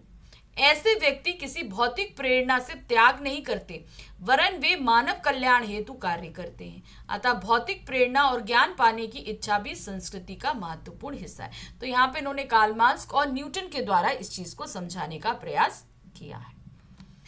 प्रश्न संख्या 12 है, संस्कृति पाठ में संस्कृति का मूल तत्व किसे माना गया है? उसके अभाव में संस्कृति क्या कहलाती है? अगर उस चीज को हम हटा दें तो संस्कृति क्या कहलाएगी? उदाहरण देकर स्पष्ट कीजिए। तो देखिए, संस्कृति का मूल तत्व है जन कल्याण की भावना। उसे अगर हम हटा दें तो वो संस्कृति नहीं असंस्कृति बन जाती है, क्योंकि इसमें विनाश की भावना घर कर जाती है ना। पाठ संस्कृति में संस्कृति का मूल तत्व उसमें छिपी मानव कल्याण की भावना है। यदि संस्कृति से कल्याण की भावना हट जाएगी तो वह असंस्कृति कहलाएगी। ऐसी असंस्कृति का परिणाम असभ्यता होगा, जबकि संस्कृति में सभ्यता का जन्म व विकास होता है। मानव संस्कृति एक अविभाज्य वस्तु है, इसका बंटवारा नहीं किया जा सकता। इसके मूल में छिपी मानव कल्याण की भावना मनुष्य में त्याग और आविष्कार कराती है, जिसमें जन्मी सभ्यता से हमारे रहन सहन व विकास का पता चलता है। सभ्यता और संस्कृति दो अलग अलग वस्तुएं होने पर भी एक दूसरे से अभिन्न रूप से जुड़ी है। इसके मूल में मानव कल्याण ही निहित है। तो समझ में आया? अगर हम इसके मूल से संस्कृति हटा दें तो यह असंस्कृति का रूप ले लेती है। संस्कृति पाठ में आग एवं सुई धागे के आविष्कार को एक बहुत बड़ी खोज माना गया है। इस खोज के प्रेरणा स्रोत क्या रहे होंगे, स्पष्ट कीजिए। आखिर क्यों उन लोगों ने इन दो चीजों का आविष्कार किया होगा, क्या कारण पड़े होंगे? पाठ संस्कृति में सुई धागे के आविष्कार को एक बहुत बड़ी खोज माना गया है और इस खोज की प्रेरणा स्रोत निम्नलिखित है। जब मानव को सर्दी और गर्मी लगती होगी तो वह इनसे बचने के लिए उपाय सोचता होगा और कपड़े के सिलने और पहनने की कल्पना और आवश्यकता से उसे सुई धागे की खोज की प्रेरणा मिली होगी। तो ये रही सुई धागे की खोज की प्रेरणा। आदि मानव पहले अपने शरीर को पेड़ों की छाल, जानवरों की खाल व पत्तों आदि से ढकता रहा होगा, पर जब मानव ने सभ्यता की तरफ कदम बढ़ाए होंगे तो उसमें स्वयं को शरीर को सजाने के लिए सिली हुई पोशाकों के लिए सुई धागे के आविष्कार के विषय में सोचा होगा। तो मतलब जैसे जैसे हमारा डेवलपमेंट हुआ, हमने आपको सजाने संवारने के बारे में सोचने लगे, तभी हमने इस सुई धागे का आविष्कार किया होगा। वास्तविक अर्थों में सभ्य और संस्कृत व्यक्ति में क्या अंतर होता है? सभ्य और संस्कृत, ठीक है, इसका अंतर बताना है। उतना ही अंतर है जितना एक संस्कृति और सभ्यता में, ठीक है। अपनी बुद्धि के बल पर किसी नए तथ्य का दर्शन करने वाला व्यक्ति वास्तविक रूप में संस्कृत व्यक्ति है, ठीक है। एक संस्कृत व्यक्ति किसी नवीन वस्तु की खोज करता है और वह वस्तु अपनी संतान को सहजता से अनायास ही प्राप्त हो जाती है। ऐसी स्थिति में संतान अपने पिता की तरह सभ्य अवश्य बन जाए, किंतु अपने पिता की तरह सुसंस्कृत नहीं बन सकता। क्यों? क्योंकि उसने नई चीज की खोज नहीं करी, उसे तो खोज की हुई चीजें मिली हैं उसे इस्तेमाल करने के लिए। उदाहरण था, न्यूटन संस्कृत मनुष्य थे क्योंकि उन्होंने अपनी बुद्धि के बल पर गुरुत्वाकर्षण के सिद्धांत की खोज की। आज के विद्यार्थी भौतिकी के इस सिद्धांत से न केवल परिचित हैं अपितु इससे जुड़ी अनेक बातों का ज्ञान रखते हैं। ऐसे विद्यार्थी न्यूटन की अपेक्षा अधिक सभ्य चाहे कहे जाए, परंतु न्यूटन जितना संस्कृत उन्हें नहीं कहा जाएगा, क्योंकि उन्होंने किसी नई चीज की खोज नहीं करी। वो उनकी खोज की हुई चीजों में आगे बहुत सारी नई चीजें सीख रहे हैं और जोड़ रहे हैं, इसलिए वो सभ्य कहलाएंगे, संस्कृत नहीं कहलाएंगे। तो देखा हमने संस्कृति पाठ कितनी जल्दी खत्म कर लिया, उसके इंपॉर्टेंट क्वेश्चंस को देख लिया, समझ लिया। तो इसी तरीके से आपको सारी चीजें पढ़नी और समझनी है। चैप्टर तो खत्म हो गया, बुक भी खत्म हो गई, लेकिन हमारी अभी दूसरी बुक बाकी है। हमारी बुक कौन सी है दूसरी? वो है कृतिका।